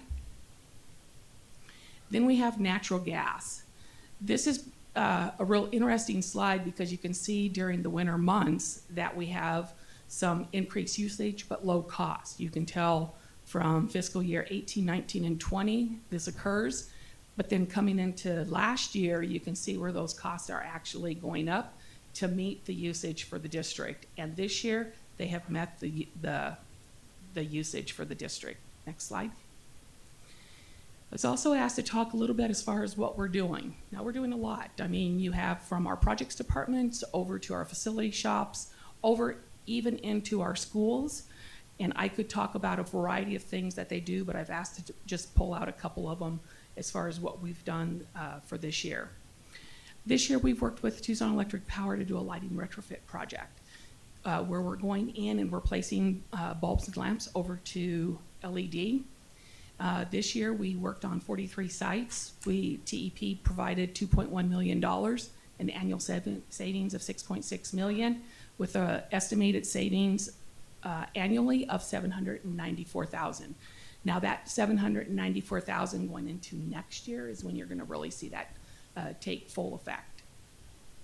We are also looking at a next phase, evaluating 6 more sites, and then we're also evaluating the wall packs and the pole lights at sites as well. Next slide. Was also asked to give you an overall of our solar. You know, the solar's been around here for at the most 11 years, depending on the phase that we're looking at. It's a very good project. I'm projecting that this year we're going to save roughly $1.5 million for an estimated cumulative savings of $9.6 million. Next slide. Looking at this year's utility expenditures for electricity, we were approved for 13.8 million. We are projecting to be over budget, and we are asking for $1,584,769.07. Natural gas, we were approved for 1.5 million, and we're projecting an over budget, and we're asking for $580,000. Water, refuge, and communications are all within budget, so the requested approval for this meeting is $2,164,769.07. Next slide. Do you have any questions? Thank you, Ms. Cook and Mr. Young, and to our guests from TEP and TRICO for being here tonight. I'll turn it over to my colleagues on the governing board for any questions, comment, or feedback before we ask for a motion. Ms. Shaw. Thank you. Geez, I do not like to pay more for energy. And I know there's not much we can do about it since there seems to be a monopoly. I just want to know, like, in regards to Tucson Electric Power and Southwest Gas, like, I just don't know why you guys keep doing rate increases when, like, there's a revenue that both of these organizations have. It's like more than $1 billion, it seems, for each of your companies for your yearly revenue. I know Southwest Gas isn't here, but I just want to know from the Tucson Electric Power guy, like, why do we have to do the rate increases? Why can't you guys cut your revenue? If you can answer that, thanks. Thank you, Board Member Shaw. I did provide a packet to Tina and to Mr. Young. It will list all the investments we made in the distribution, transmission, and management system grid. So the model that TEP has is, we go before the Corporation Commission, it's called a cost of service model. So essentially, we pass through all the costs, the O&M costs, directly through the rates, and so it usually is connected to what we have to pay for these services, and then they do add on a rate of return. So as Board Member Luna Rose mentioned, you can go to the commission hearings. That's an elected board as well. The commission is, I think there's 5 people that sit on the Arizona Corporation Commission, and they determine what a reasonable rate of return is for the utilities. That's what does happen in the rate cases. So that's open to the public to participate. You're welcome to participate in that as well.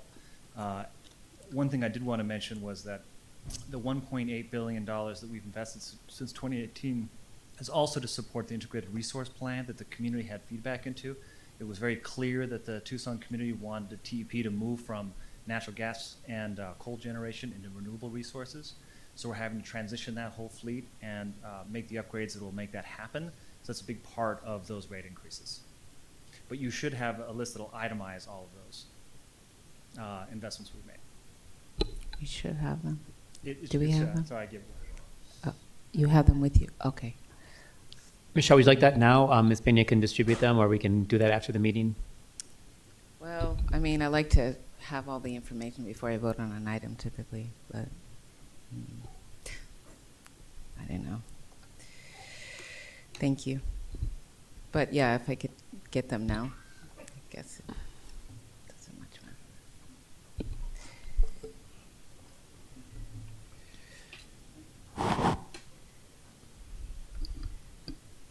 Thank you very much. Thank you.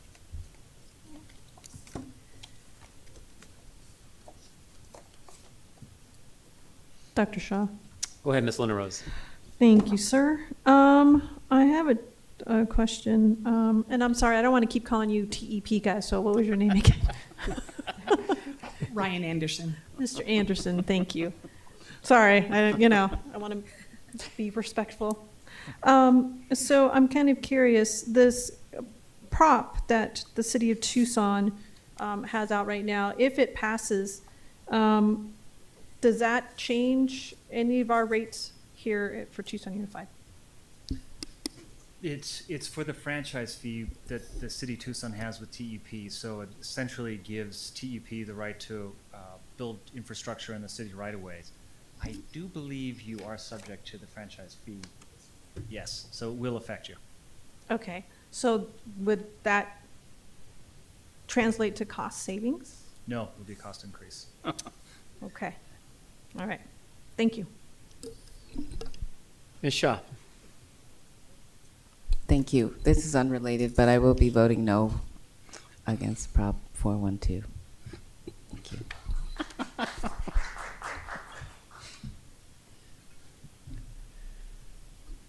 Mr. Romero? You're motioning to say something, but you're...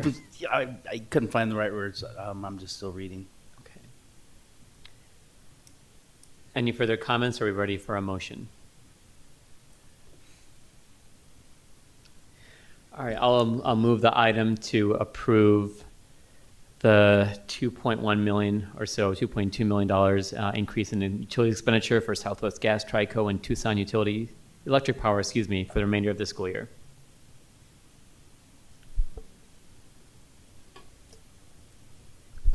Second. All right, we have a motion made by myself and a second by Ms. Ekstrom. Is there this question for our leadership? So we vote no. If this doesn't pass today, what happens? Well, I mean, a no vote, I mean, this is at the end of the day, it is a professional business arrangement we have for services that are provided to the district. And of course, a no vote, if that would lead to delinquency and payment, our expenditures would be significantly more, dealing with costs associated with collection. So I think it's clear that we've been provided some clear rationale for not only the rate structure, but some of the drivers for the rate increases. And I think we've got some goals to talk about in terms of our own organization's behavior from my office all the way throughout the district on how to bring some of these costs down. So I think a vote on this matter, voting for the increase. Unfortunately, I hate to say that that's the administrative recommendation, but it is. It is. Thank you, Dr. Trujillo. All right, all those in favor of the motion to approve the expenditure increase, say aye. Aye. Any opposed? Any Nay. abstentions? Item passes 4-1. Thank you. All right, and that will bring us back to our top of the agenda, consent agenda, items 5.1 through 5.10. Dr. Trujillo.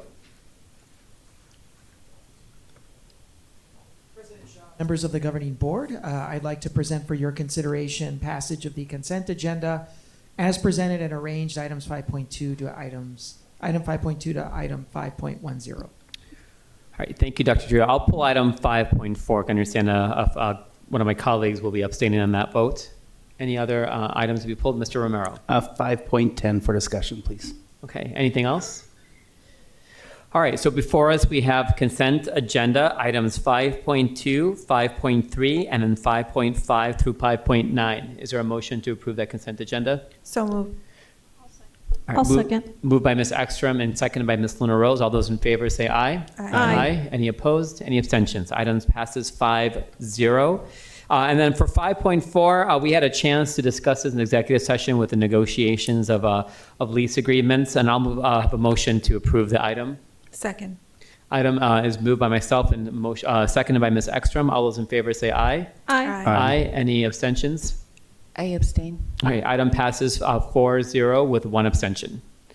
And I'll turn over to Mr. Romero on item 5.10, extracurricular tax credit activities programs, reports by school site.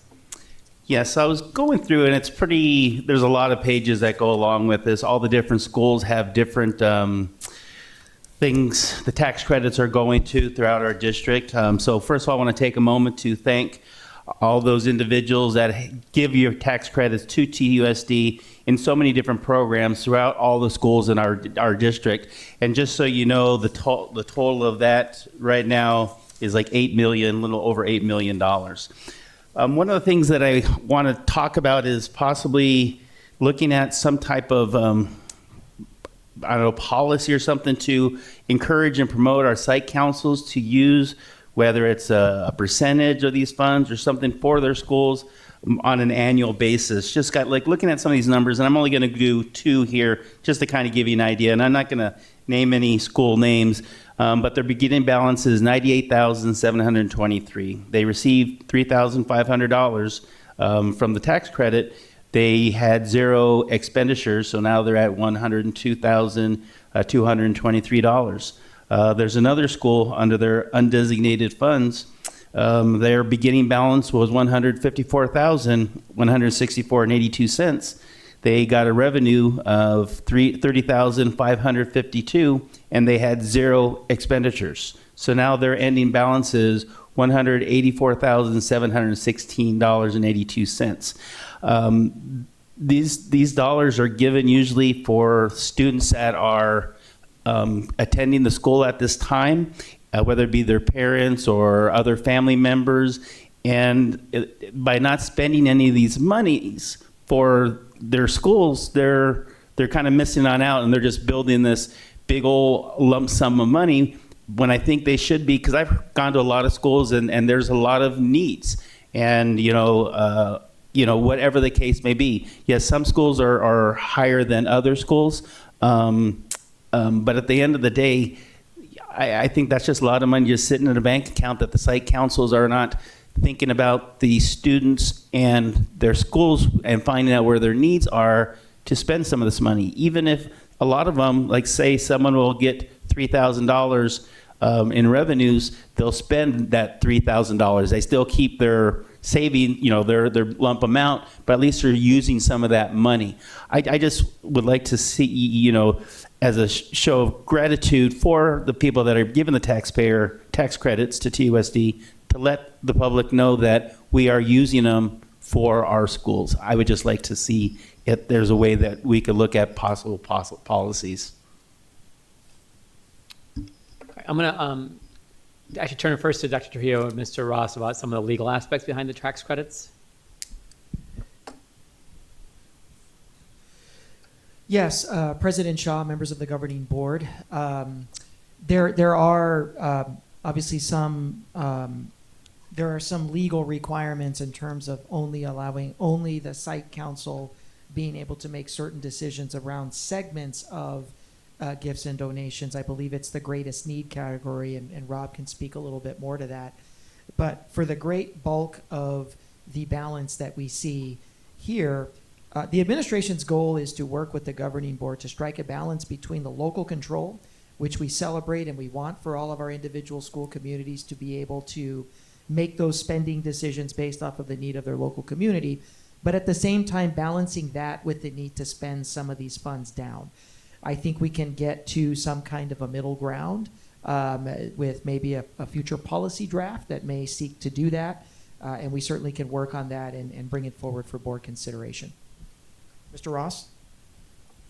Thank you, Dr. Trujillo and governing board members. I was just going to comment on the policy issue. The board does have a policy, DBC, that requires that schools disclose exactly what they have in their tax credit funds and also what they're saving it for.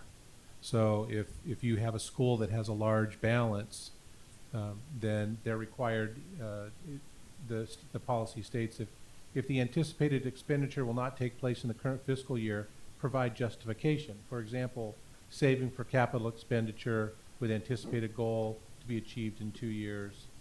That's an example that the policy gives. So like Dr. Trujillo said, the governing board can't dictate expenditure of tax credit, undesignated tax credit funds.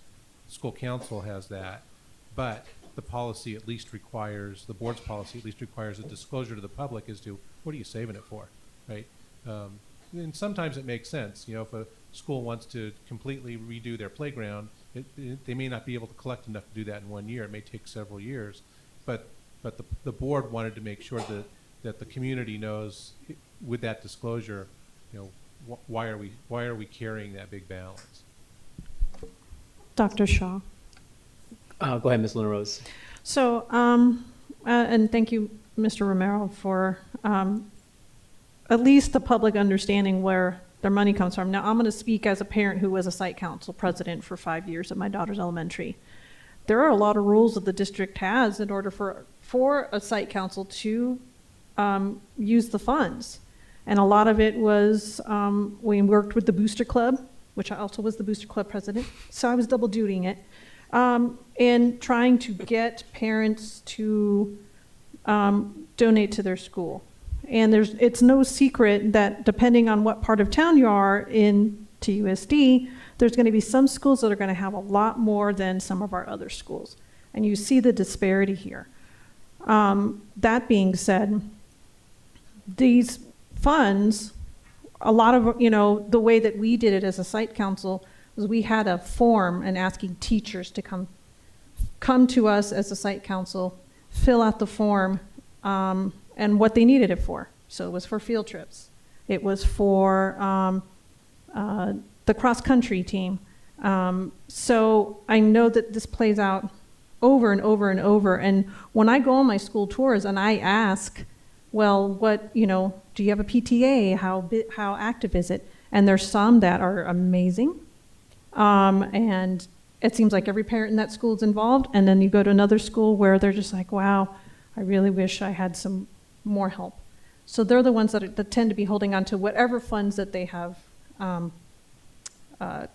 acquired over the years. So while, and I do appreciate the need for transparency or the want for transparency, I'm also afraid if we have a policy already, I'm afraid that some parent or some community member is going to say, well, why do I want to donate my tax dollar, my tax credit if it's going to be scrutinized?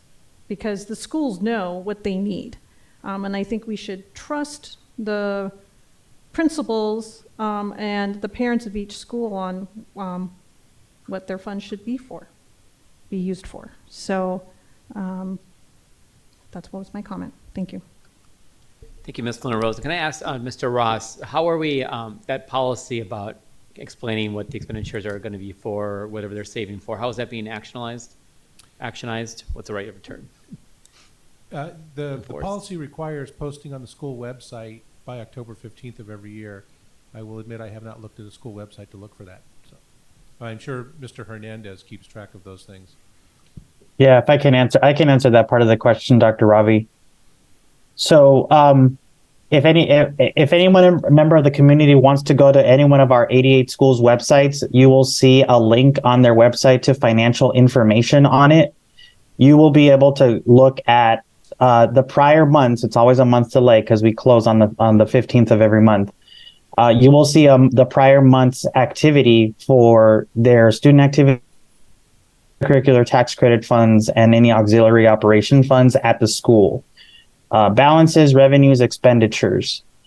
All of the plans that are part of that policy that Mr. Ross talked about, all of those plans, our student activities accountant sends a request to every administrator and asks them, essentially, what are you going to spend those dollars on?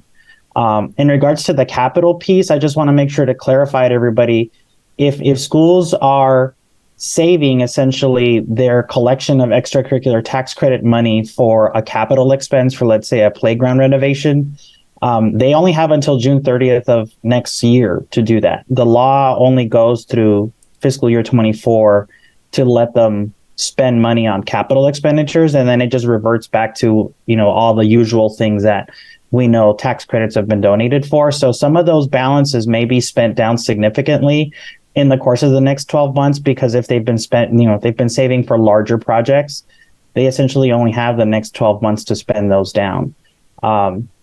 Otherwise, those plans, they come to finance. They're certainly available for inspection by any member of the board, through a public records request by a member of the community. So, my understanding is that instructional leaders, as part of their evaluation instrument, there's a budget question in there in terms of their spending. So, there are different layers of accountability that we've instituted to try to ensure that these dollars are spent locally by the schools. Thank you, Mr. Hernandez. Any other comments from the governing board or questions? Ms. Ekstrom, go ahead. I've been to 2 school websites and I haven't seen it on 2 school websites. Can you tell me which 2? No. I'm not going to call them out. I'll let you know. Okay. Okay. Thank you, Ms. Ekstrom. And so I will add that the tax credit money is really important for our schools. I know we have my own daughter's school, gardening programs and other activities, thanks to tax credit donations from parents and members of the community. I know from other schools that they have a lot of arts programs, uniforms for students, and sports and other activities, and so many other things this money goes towards. And so I definitely would encourage everyone to make their tax credit donation. It's money that gets back to them 100% from Arizona state taxes. And every school, I am looking at some school websites, they do have in the top left a way to donate easily to that school. So just Google your local school or your own children's school, and you'll be able to get to the website, and the top left has the tax credit donation information. Ms. Shaw. Thank you. Mr. Ross, can you remind us of the policy in regards to this again? It's DBC. DBC. Okay, thank you. All right, so I will move the item, which is just accepting the information. I'll second. Oh. All right, item is moved and second. Any further comments? All those in favor say aye. Aye. Aye. Any opposed? Any abstentions? Item passes 5-0. Thank you. And thank you, Mr. Romer, for bringing this conversation to our governing board meeting tonight. Dr. Trio. Yeah, just for informational purposes for the members of the public. If you're on any one of our school websites, there's an icon at the very, very top. You'll see a bar of icons. One will have a T for the Tucson Unified School District Connect app. You'll also see an icon for summer programs. But you'll also see a white box that says school funding data. You can click on that, and that will give you the tax credit information for the school that you select. So it's available on every single school website. It's another way to get to the information. It'll also show you other sources of funding going into the school that you select from the dashboard. Great. Sorry, I was looking at that information online. Okay. Thank you, Dr. Trujillo, for that addition. All right, we're going to move on to our action items. We have a number of amazing candidates before us for approval by the governing board for principalships throughout our district. Dr. Trujillo, we'll start with number 6.1, administrative appointments for Tucson Unified Virtual Academy principal. We're very, very excited about tonight's slate of recommended administrative leaders. And we're going to start things off with tonight's recommendation for the Tucson Unified Virtual Academy. And we're proud tonight to recommend Michelle Sigafis. She is a longtime product of the Tucson Unified School District, going back to her days at Roberts Naylor as a curriculum service provider, then as his assistant principal, and then, of course, serving our district for many years as a district testing coordinator. And the special thing about this recommendation is she's actually TUVA's inaugural leader as a coordinator. She was on the ground with the initial design of TUVA, helped with its original design of its original bell schedule, helped to get it staffed, helped to get it up and running. And tonight we recommend her as the inaugural principal, as now TUVA has graduated from program to school through the board action to designate it as the district's lone AOI, Arizona Online Instructional Model. So not only was she the inaugural leader, as we transition from coordinator to principal, tonight we're recommending her to become its inaugural principal. So our recommendation is for Michelle Sigafis to serve as the principal of the Tucson Unified Virtual Academy. Great, thank you, Dr. Trio. Any comments, questions, or motions from the board? So moved. Seconded. Moved by Ms. Luna Rose and seconded first by Ms. Ekstrom. All those in favor say aye. Aye. Aye. Any opposed? Any abstentions? Congratulations, Ms. Sigafis. Welcome to your role.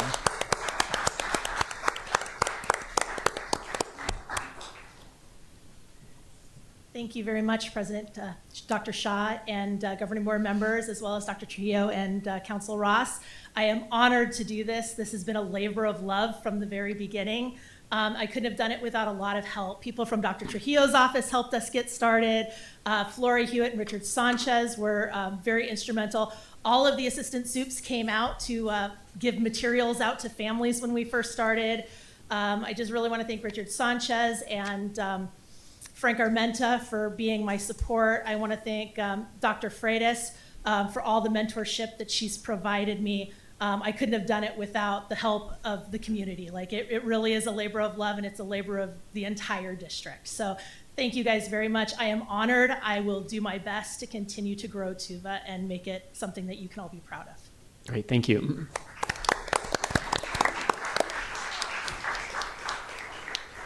Dr. Tree, did you say this is the state of Arizona's only online program like this? Oh, no, it's the district's. Districts, okay. Arizona Online, yeah, instructional option. And then next, I understand we have a principal recommendation for Alice Vale Middle School.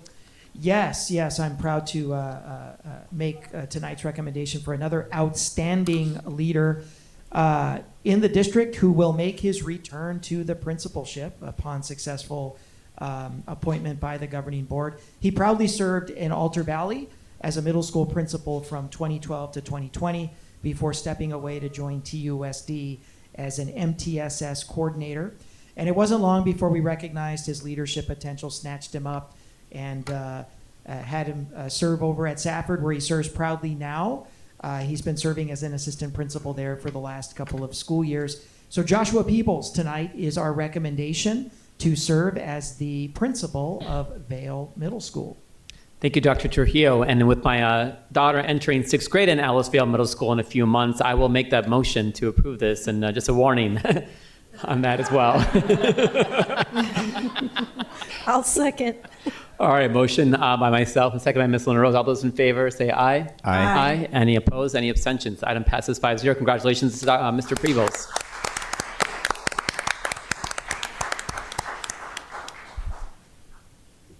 Thank you, board. Thank you, Dr. Trujillo. Dr. Shaw, I heard you loud and clear. I am thrilled to be the next Vale principal. We are going to continue some amazing things, and we are going to continue to grow. Again, thank you all for giving me this opportunity. Looking forward to it, and proud to be in TUSD. Thank you so much. Great.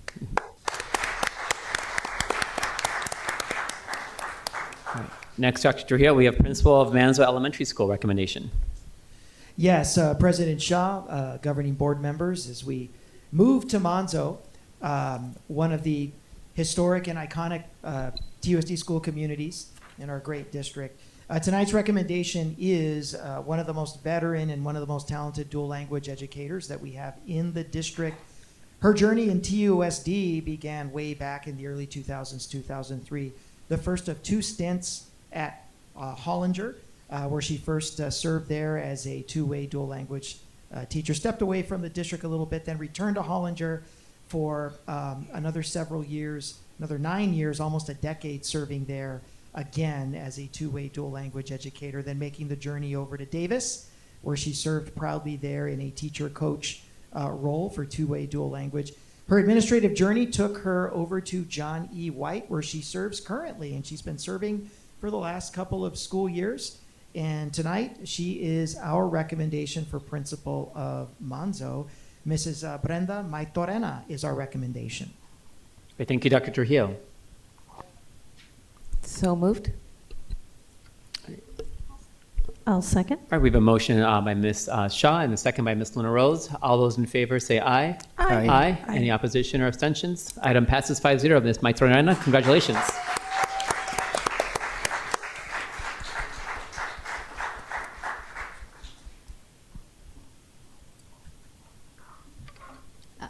Buenas tardes, actually, buenas noches. Governing Board President Dr. Shaw, board members Dr. Trujillo, and legal counsel. I'd like to extend my gratitude to the Johnny White community for allowing me to grow and glow during the last few years there. And for Escuela Manzo, I'm thrilled to get to know you and serve the students, families, staff, and the community in the years to come. And in the words of Dolores Huerta, sí se puede.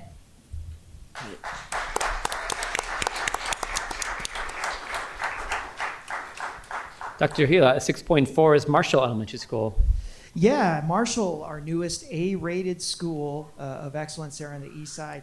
Tonight's recommendation, we are extremely proud. I've personally seen her leadership journey when she was first seated in the Leadership Prep Academy as an exceptional education department chair over there at Saguaro. Her journey began in an exceptional education classroom here in the Tucson Unified School District. And we're lucky that she's applied her talents to all different levels of leadership here, serving not only as an exceptional education teacher for the Saguaro community, but also stepping away and doing some dean work, then becoming eventually an assistant principal over at Seacrest, and then returning over to Saguaro to serve as its assistant principal, where she also served in an equally rigorous job of exceptional education department chair, which is every bit as administrative as being an assistant principal.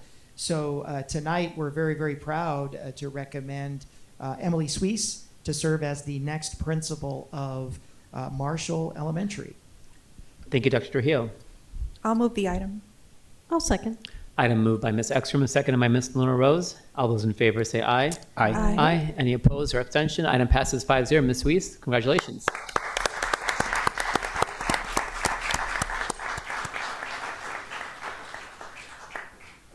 Thank you, President Shaw, governing board members, and Dr. Trujillo. I am truly honored and proud to take over the role and lead at Marshall Elementary. It's actually the school that I attended elementary school, and my parents still live in the community. Oh, wow. And my parents are joining me here this evening, so I'm very happy to have them.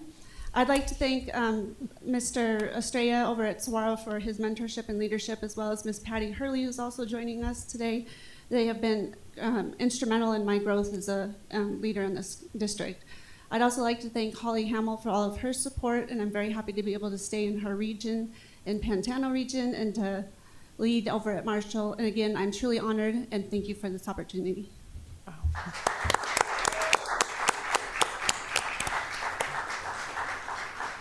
And our final recommendation, Dr. Trujillo, is for our Miller Elementary School.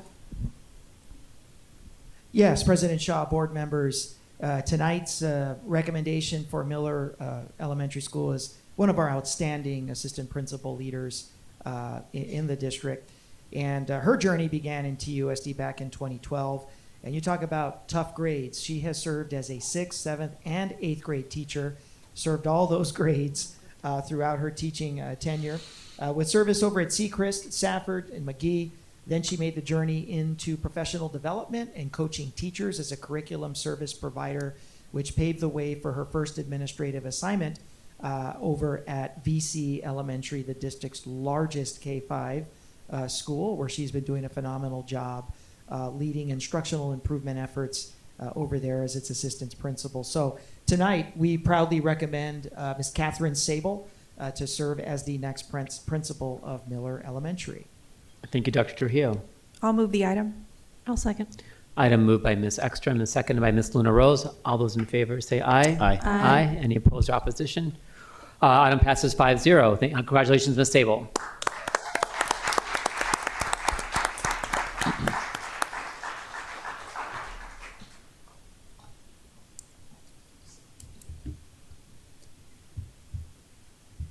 Good evening, Governing Board President Dr. Shaw and board members, Dr. Trujillo and legal counsel. Thank you for your support through my leadership journey and this opportunity to continue to learn and grow and be a difference maker in TUSD. I would first like to thank everyone, my family at VC, that I've grown to love, the families, the staff, the students, and everyone that I've served there. And I'm extremely excited to move on in this journey and serve the families and community of Miller. Thank you.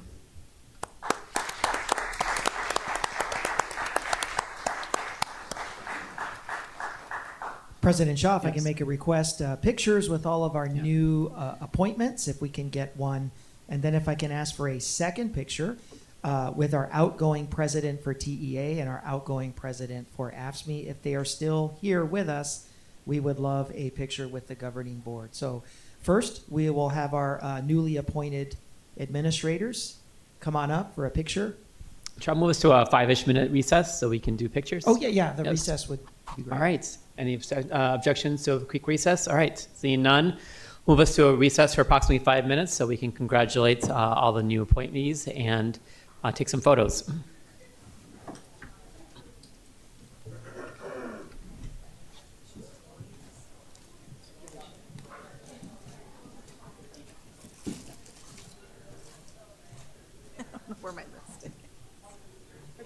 special day. I grabbed the first one.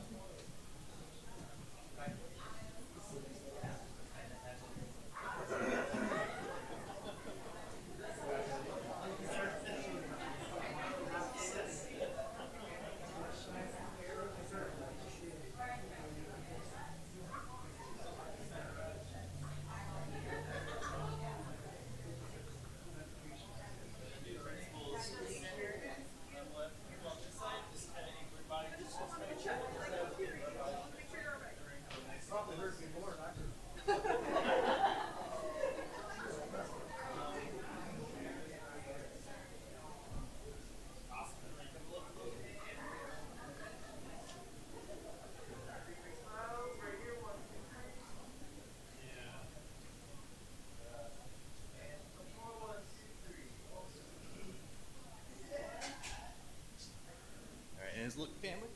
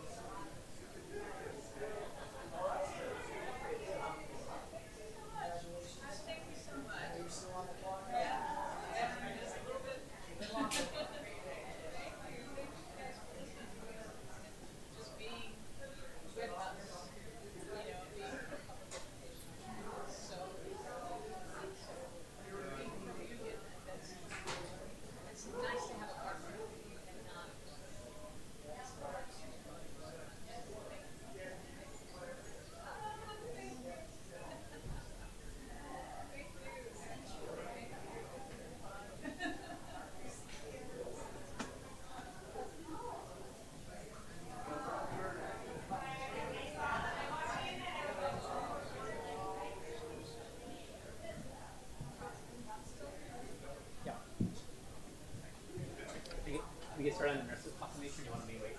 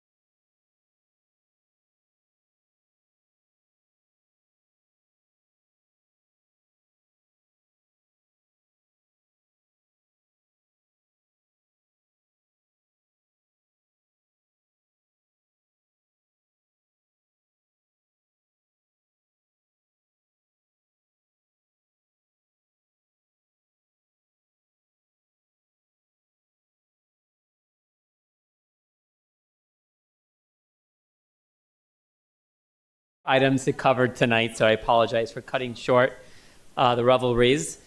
So we have our next item, item 6.6, proclamation of May 10, 2023 is School Nurse Day in the Tucson Unified School District. Dr. Trujillo?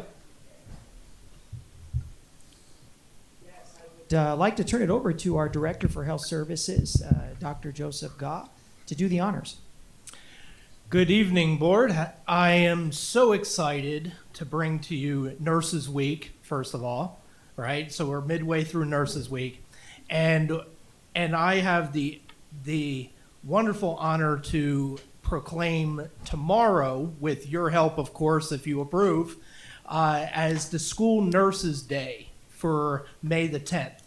And it's important that you know what kind of an impact that the health services line really has on the Tucson community. And this year we have been gathering that data. And I can tell you that in the first 3 quarters, we've logged about 42,000 care hours across the entire district. And that is between nurses and our fabulous health assistants as well. This is a very important proclamation as well, to know that nurses were severely impacted during the entire pandemic, where they were on the front lines with no support, and the level in trauma that they had experienced is extremely high. So we are so proud of our team and the absolute passion and caring that they give to our students and staff every day to keep kids in school.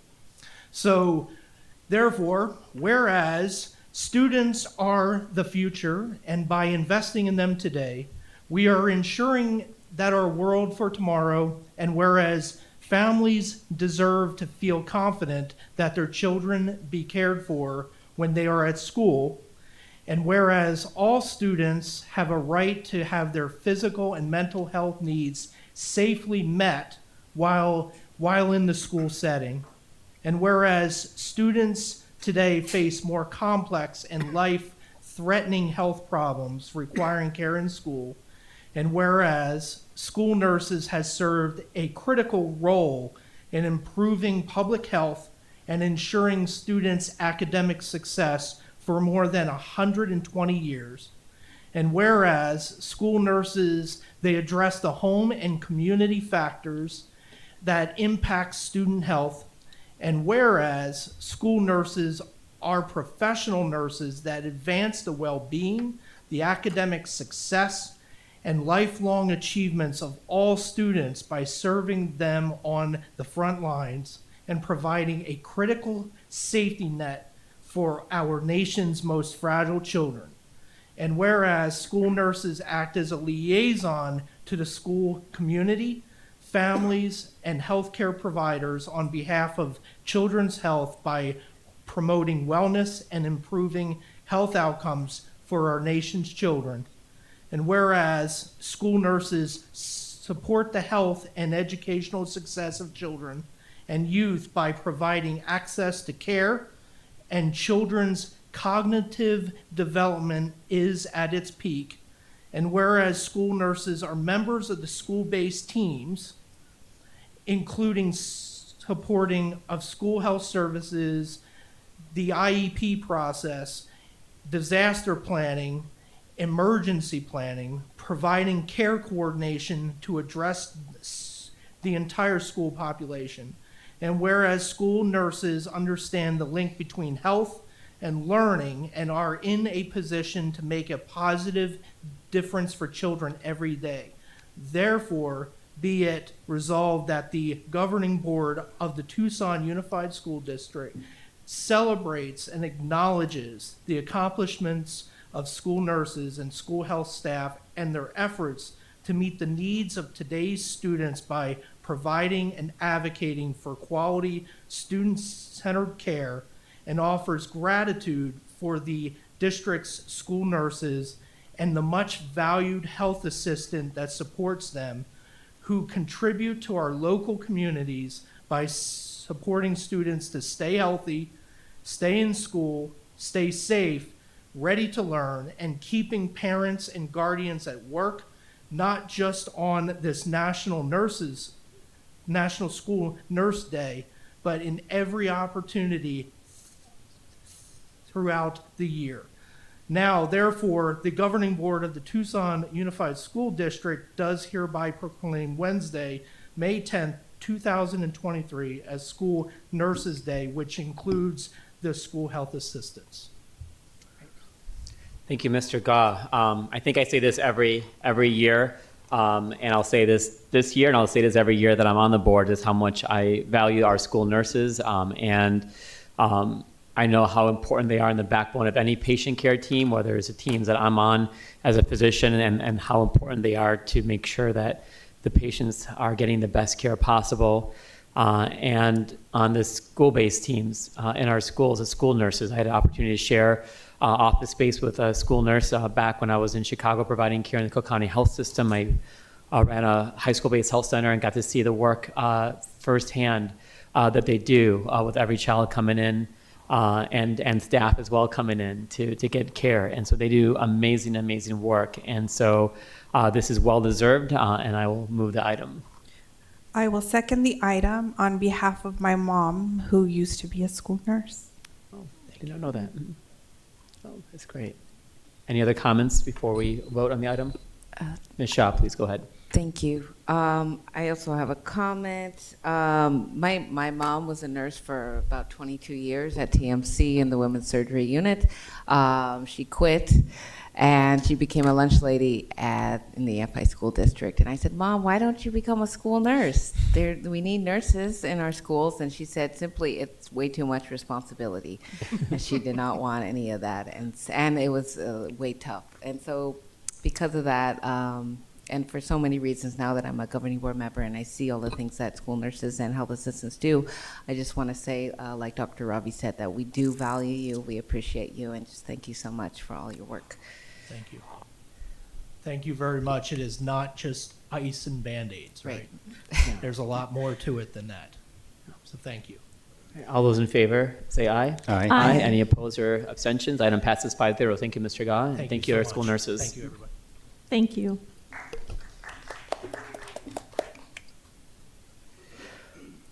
All right. Next on our agenda is item 6.7, approval of contracts for non-bargaining administrative employees and members of superintendent's leadership team. Yes, President Shaw, members of the governing board, this is the last official group of employees to come before the governing board for contractual renewal for the 23-24 school year. Always we bring our teachers forward first, followed by our campus administrators, and then lastly, we've got our district office administrators, and here to answer any questions is our Chief Human Capital Officer, Mr. John Fernandez. Good evening, President Shaw, members of the board, Dr. Trujillo. Before you today is a list of non-bargaining unit administrators and superintendent leadership team members who are being recommended to be issued contracts for the school year 2023 to 2024. Each year, the governing board must approve the issuance of these contracts, and these are to administrators who serve in the assistant director, director, senior director, executive director, assistant superintendent, and chief positions. Upon the board's approval, HR Human Resources will prepare these contracts to be issued and executed no later than July 1st. So at this time, we thank you for your consideration, seek your approval, and are available to answer any questions. Thank you, Mr. Fernandez. Governing board members, any questions or comments? All right, I'll move the item. I'll second. Item is moved by myself and seconded by Ms. Luna Rose. All those in favor say aye. Aye. Aye. Any opposed or abstentions? Item passes 5-0. All right, thank you. Thank you so much. All right, we already covered 6.8, so we will go on to our study action items. We start with 7.1, expiration of emergency connectivity grant funding for Wi-Fi hotspots for the next fiscal year. Yeah, President Shaw, members of the governing board, for the greater part of the pandemic, or pretty much the entirety of the pandemic, the Tucson Unified School District, through your generosity and action, we've been funding Wi-Fi hotspots universally for every student in the district. Our funding source to be able to do that has been the Emergency Connectivity Fund, part of the COVID era funding received from ESSER. Starting June 30th 2023, those funds will no longer be available. So here to talk about some of the options, we've got a two-part presentation or discussion here, one led by our Interim Executive Director for Information Technology Services, who will talk about the Emergency Connectivity Fund, some of the parameters for the expenditures, and the potential, although we haven't received any authorization yet, to one day be able to pay for Wi-Fi hotspots through E-rate, which we're still going to be waiting on. And then the financial costs associated with some of the scenarios and options that you have for funding, our Chief Financial Officer will take it from there to present the board with estimated costs for different options for funding. With that, I'll turn it over to Mr. Ravi Hamadi. Thank you, Dr. Trujillo, President Shaw, governing board members. I'll give you a very brief overview of the Emergency Connectivity Fund that we got approved last year. So for some of you who were not here last year, I'll just give you a quick summary and what we're asking for today. The Emergency Connectivity Fund, next slide, Gene, please. The Emergency Connectivity Fund, or ECF, is a $7 billion program provided by the Federal Communication Commission and administered by the Universal Service Admin Company. And that was to provide students in public schools and libraries with connectivity tools during the COVID pandemic. And if you remember, we at TUSD applied for 3 ECF funds. One was for the hotspots, the wireless hotspots, for $1.1 million. Next slide, please, Gene. The other one that we're not presenting today was for a little bit more than $1.4 million for iPads, and the third one was for a little bit more than $11 million for laptops. The one we're talking about today is the hotspots. Those funds expire on June 30th, 2023, so now we're looking for next year. So what we're asking for you today, and this is where Mr. Hernandez can speak about the funds for next year, is because the funds expire on June 30th, and that was for a little bit more than 1.1 million, then we did some reports about how many we need for next year and how much we need to pay for our students to keep, for our students who need them to keep the hotspots. And that number, I believe, is a little bit under $700,000 for next year. But what the hotspots provide, of course, is connectivity for the internet for our students who do not have internet at home. We started that process during the COVID pandemic, as you know, when we had to be remote learning in 24 hours. And since the COVID pandemic in 2020, we became a one-to-one device initiative district. So a lot of our students still need that connectivity to the internet so that they're able to use a device. So I'll turn it to Ricky, and he'll let you know about the financial aspects, and then I'll be happy to answer any questions. Ricky? Hi, Gene, could you put up the other part of the presentation? There should be a separate PDF file. That one, yes. Okay, so as Mr. Hamadi has actually mentioned to you, on the right side, the red columns, you currently see how we've broken out the current Wi-Fi hotspots that are being provided to students and staff across the district, the total count that have been that are currently available, plus the ones that have been checked out. This includes some that have actually been lost. So just under $1.1 million is funded by the Emergency Connectivity Fund for these hotspots.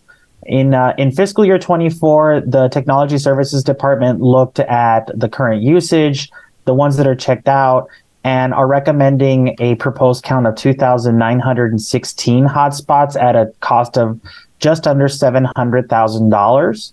90% of those would go back to students and 10% would go out to staff. This is a drop of about 42% and a shift of just under $360,000 in what we currently spend out of ECF. We're recommending using our Medicaid reimbursement fund to fund this as an interim funding source until we can actually figure out if and when the FCC will allow us to use E-rate funding for these mobile hotspots to be used by our students. And just as an item of note, one question that I was asked is how many students who are identified as free and reduced lunch have access to these hotspots. Currently, about 20% of the students who've checked out these hotspots are currently eligible for free or reduced lunch. So we would need the recommendation for that $700,000 allocation out of the Medicaid fund. Thank you, Mr. Hernandez. Can you explain a little bit more about the E-rate and what that is, and where are we applying for something then to use other funds, or is that something we? Yeah, so E-rate is a fund that is developed by the Universal Service Corporation in the Federal Communications Commission, and the dollars are available to public schools, to libraries, for example, in order to provide connectivity, network connectivity, like basic internet, basic repair for internal connections, and so the district does apply for those funds. We receive over $3 million to fund 80% of our internet, for example, and a lot of our maintenance and internal connections costs across the district. However, one of the items that is currently not allowed by FCC rules are these mobile hotspots that we've provided to our students and staff, especially during the pandemic. So the federal government created this ECF fund as kind of an alternative source of funding, but the funding is now expiring, and the issue of using FCC dollars or E-rate dollars in this case is not currently available, or is not currently allowed. And we receive those dollars based on our free and reduced lunch count, our head count. We receive a specific dollar amount and a percentage of that from the federal government, and those are actually funded by a small fee that every one of us pays on our phone bills. And then those are returned back to libraries and schools. Thank you, Mr. Hernandez. Any questions, comments, or feedback from the board? Ms. Shaw.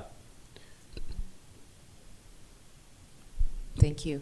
And thank you both for the presentation. I have a question for Mr. Hernandez. The screen that I'm looking at now says that staff, the hotspots, there's 231 total this school year or this fiscal year, but the active is 185. And so I wonder why for the proposed hotspot budget for fiscal year 24 for staff, it's 300. I'll let Mr. Hamadi answer that. Those counts came from the TS department. Thank you. Yeah, Ms. Shaw, for any device that we purchased since COVID, we always pad the inventory by a little bit because those devices sometimes get lost or broken. And the easiest and cheapest way to replace them is to have something available. We looked at having a extended warranty or insurance, but it ended up costing more than actually buying a little bit more, about 5-10% more devices. So, and the ECF funds provided hotspots for the students. We purchased the hotspots for our teachers via capital. So, but that's why that number is a little bit more than the active devices out there. Okay, thank you. All right, Ms. Luna Rose. Thank you, Dr. Shaw. Maybe this is for Mr. Hernandez. Have we looked for, and I just want to preface that if our staff and students need the hotspots, they need the hotspots. But have we maybe partnered with like Cox Communications for a grant or anything like that, or another mobile company like Verizon? I see T-Mobile listed here, but have we looked into that?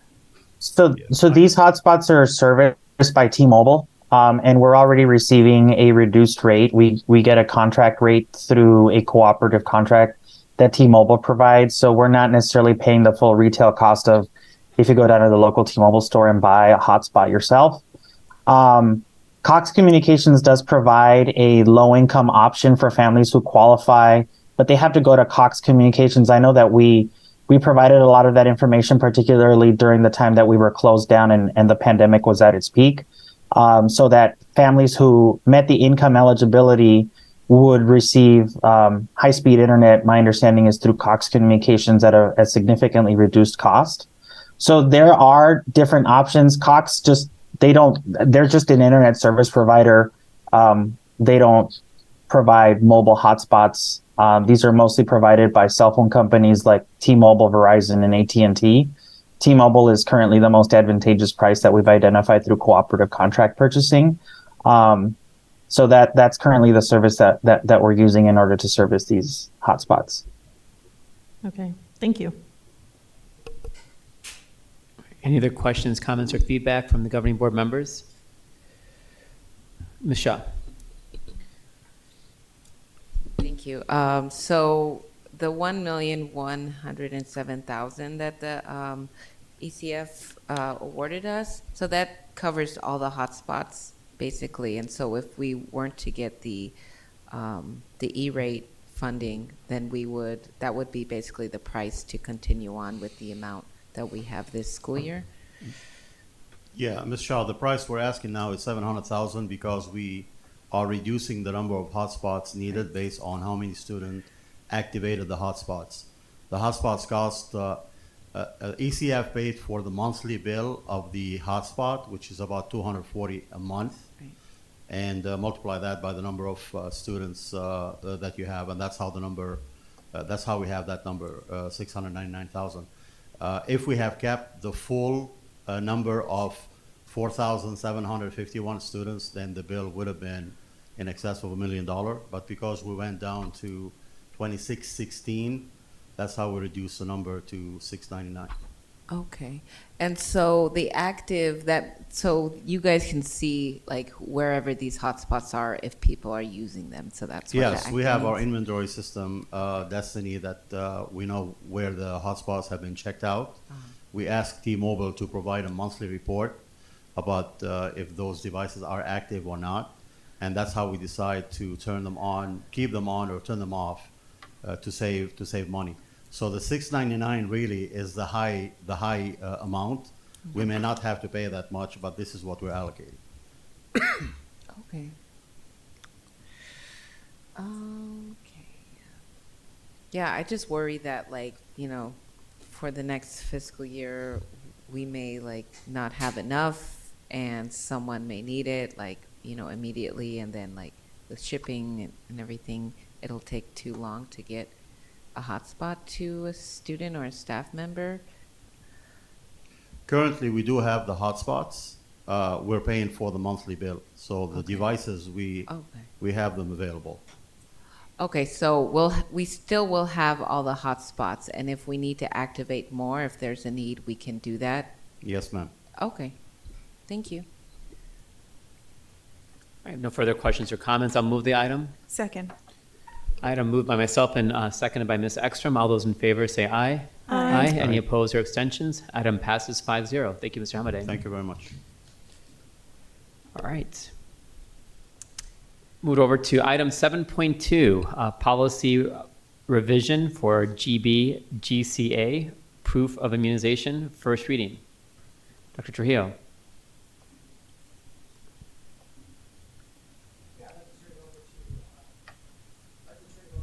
Associate General Counsel, Mr. Michael Aronoff, who did some work on this policy as a result of some of the recommendations coming forward from the district's Communicable Disease Outbreak Task Force. So thank you. Good evening, Governing Board. I'm going to disclaim at the beginning, having done any real work on this policy, that's really all to the credit of our staff in legal and the Communicable Disease Task Force. I am here to just talk briefly as a reminder about the policy process. So the next 3 items are all products of the Communicable Disease Task Force. The board has already heard these recommendations. They're now just have been reduced to policy action items. So we have GBGCA up first. This is listed as a first read.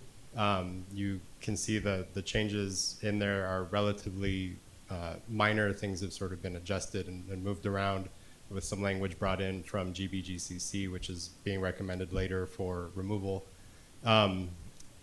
And so in any event, Dr. Ga is here with available to answer any substantive questions, but if the board votes tonight to adopt the recommended action. It's simply to post this policy for public comment, and then we would bring it back after 30 days of public comment for the second reading. Thank you, Mr. Aronoff. Any questions, comments, or feedback from the governing board? I'll move the item. I'd move by Ms. Ekstrom, and I'll second. All right, seeing no comments, all those in favor say, Ms. Shah. Sorry. Mr. Aronoff, can you remind us, so once this, if this passes, it'll go out 30 days for public comment, and the public can comment either by, speaking out to the board, emailing us, or where is it on our website? So it's posted on the board website. I don't have the URL off the top of my head, but there's a public comments link on the board website, so members of the public can go in and what we do when we come back for the second read is we gather those comments. We'll post those along with the policy materials again when we come back for a second read. Okay, cool. Right. Yeah, and I asked this to Dr. Trujillo, but like, why measles? Just because there was like a more recent outbreak a while back? There is state law about what we're required to have vaccinations on. I will also turn it over to Dr. Gah if there are deep questions about why measles.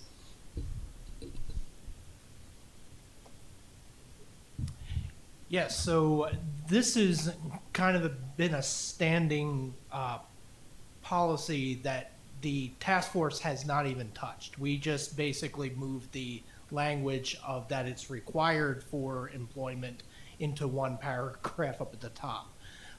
The state requirements do require that we have measles, mumps, and rubella tracking within that process. For students, and council, please remind me if I'm wrong on this, it's the Arizona State statutory 15.382 and 83, right? Anyway, but it requires. Wow, I stumped the lawyer. I always win stump the lawyer, but nobody asked me to keep score like that. So that's requirements for a listing of required vaccinations for all students who are attending classes. And there's a difference between enrolling versus attendance, right? So so the measles, mumps, rubella requirement continues to be a long-standing policy. Thank you. You're welcome. All right, all those in favor say aye. Aye. Aye. Any opposed? Any abstentions? Item passes 5-0. Thank you. And we'll move on to our next item. Sorry, it was on the governing board website. And so for those in the listening audience, just Google TUSD governing board. Under the drop down on the top, policies and regulations, there's a spot at the bottom of that section for public comments. That's where it's located on the website. So we go on to item 7.3, governing board policy GBGCB, staff health and safety revisions. Mr. Aronoff. Thank you. This really is the same spiel. This is a product of the Communicable Disease Task Force recommendations. The proposed action tonight is to post it for public comment, and if approved, it would be posted for a period of 30 days before being brought back to the board for a second read. Thank you, Mr. Aronoff. I see one of the big changes is removing this listed out diseases and then referring to the Arizona Department of Health Services website. It's kind of the most substantive change in this one. That's correct. I'll move the item. Second. Item moved by myself and seconded by Ms. Ekstrom. All those in favor say aye. Aye. Aye. Any opposed or abstentions? Item passes 5-0. Thank you, Mr. Aronoff. And our final one for the evening is governing board policy GBGCC, COVID-19 vaccination, testing, and face covering policy, first read. So this one is a little different than the others because the proposal here is to actually retire this policy. This was adopted, as the board, some of the board members will remember, during the height of the pandemic. We adopted, and in response to OSHA regulations that were pending, we adopted effectively a vaccinate or test policy. That was laid out in GBGCC. That's undergone a little bit of change over time. But at this point, the recommendation from the Communicable Disease Task Force was to simply retire this policy. I think we did borrow some of the language at the beginning and put it into GBGCA. But the rest of it, in light of, I think, where we are today and with COVID-19, the rest of it was recommended to simply retire. So the action proposed today is also a first read. We don't really have a different policy process laid out for retiring policies versus revising policies or adding new policies. So the proposal would still be to post this for public comment and to bring it back after a period of 30 days of public comment. The board could, as it could have with any of these, I guess I declined to mention, but could take action on it today. But the request is simply to take action to post it today for public comment, and then we bring it back. Thank you, Mr. Aronoff. Governing board members. Ms. Shaw? Oh, okay, thank you. Okay, pulling it up. So since, I know we're trying to retire this, but if we're going to move it to public comment, since we don't have a better process, should we red line, cross out everything? So there's no confusion that this is being retired and not out for public comment about each paragraph? We could. Yeah, I don't know that we have a clear approach to that. I think that's a good idea, to make it clear that the idea is to do away with all of the language. Yeah, either doing that or just listing it somewhere that this is for retirement or whatever the word we're using. Thank you. Okay. Thank you for bringing up that process discussion on that front. Any other comments on this, Ms. Ekstrom? So now that COVID is essentially over through the federal government, are we not asking students or teachers or staff to notify anyone that they have COVID? So I'll turn that over to Dr. Goff.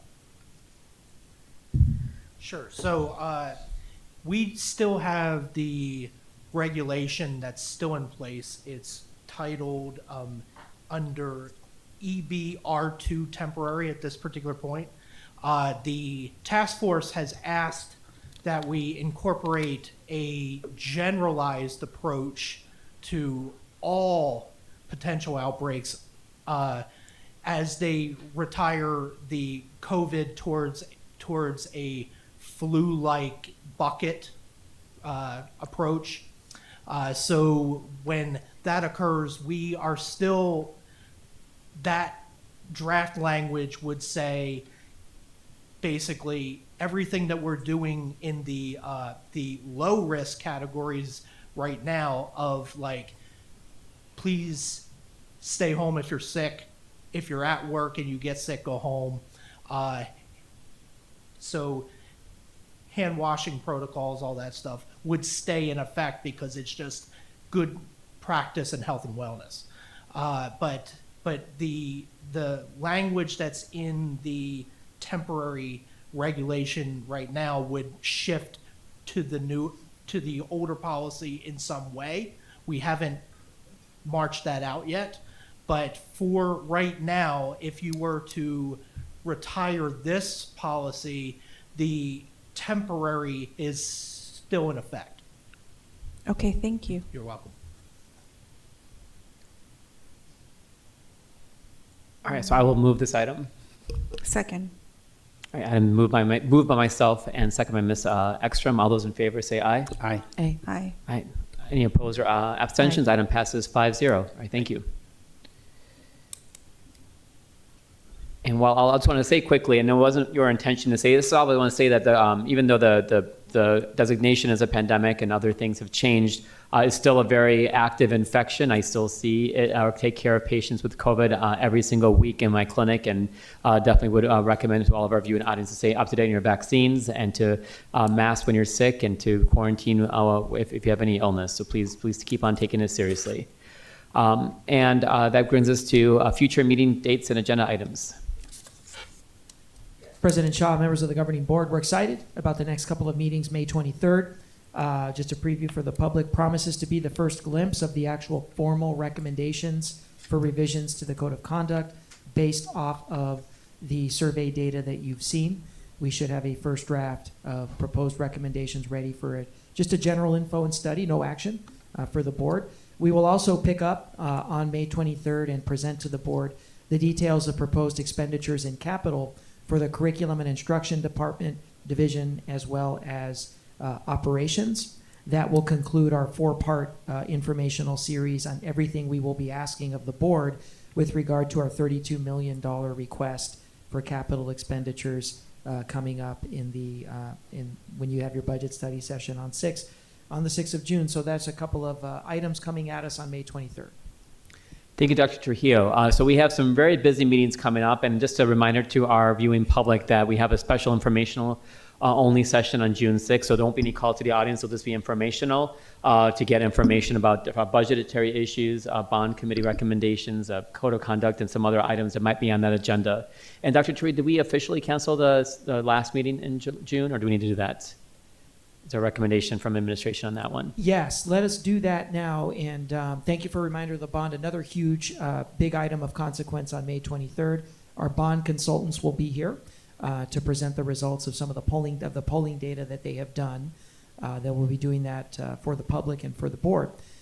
With that, we do have a recommendation now with the addition of a June 6th study session and the June 13th meeting to cancel the June 28th meeting. We're going to have a couple of you that will be out of town and unable to attend. And so we want to go ahead and recommend that cancellation, as we believe we can get our June business done with the meetings on the 6th and the 13th. This is a meeting on Tuesday, June 27th. Any objections? Tuesday, June 27th. Yeah. Any objections to canceling that meeting? All right. So I'll take unanimous consent for canceling the June 27th meeting. Thank you. All right. That concludes our meeting tonight. Thank you, everyone, for your attention and for all the work that we're doing to help make our district stronger. And I'm definitely proud to be TUSD. Good night, everyone.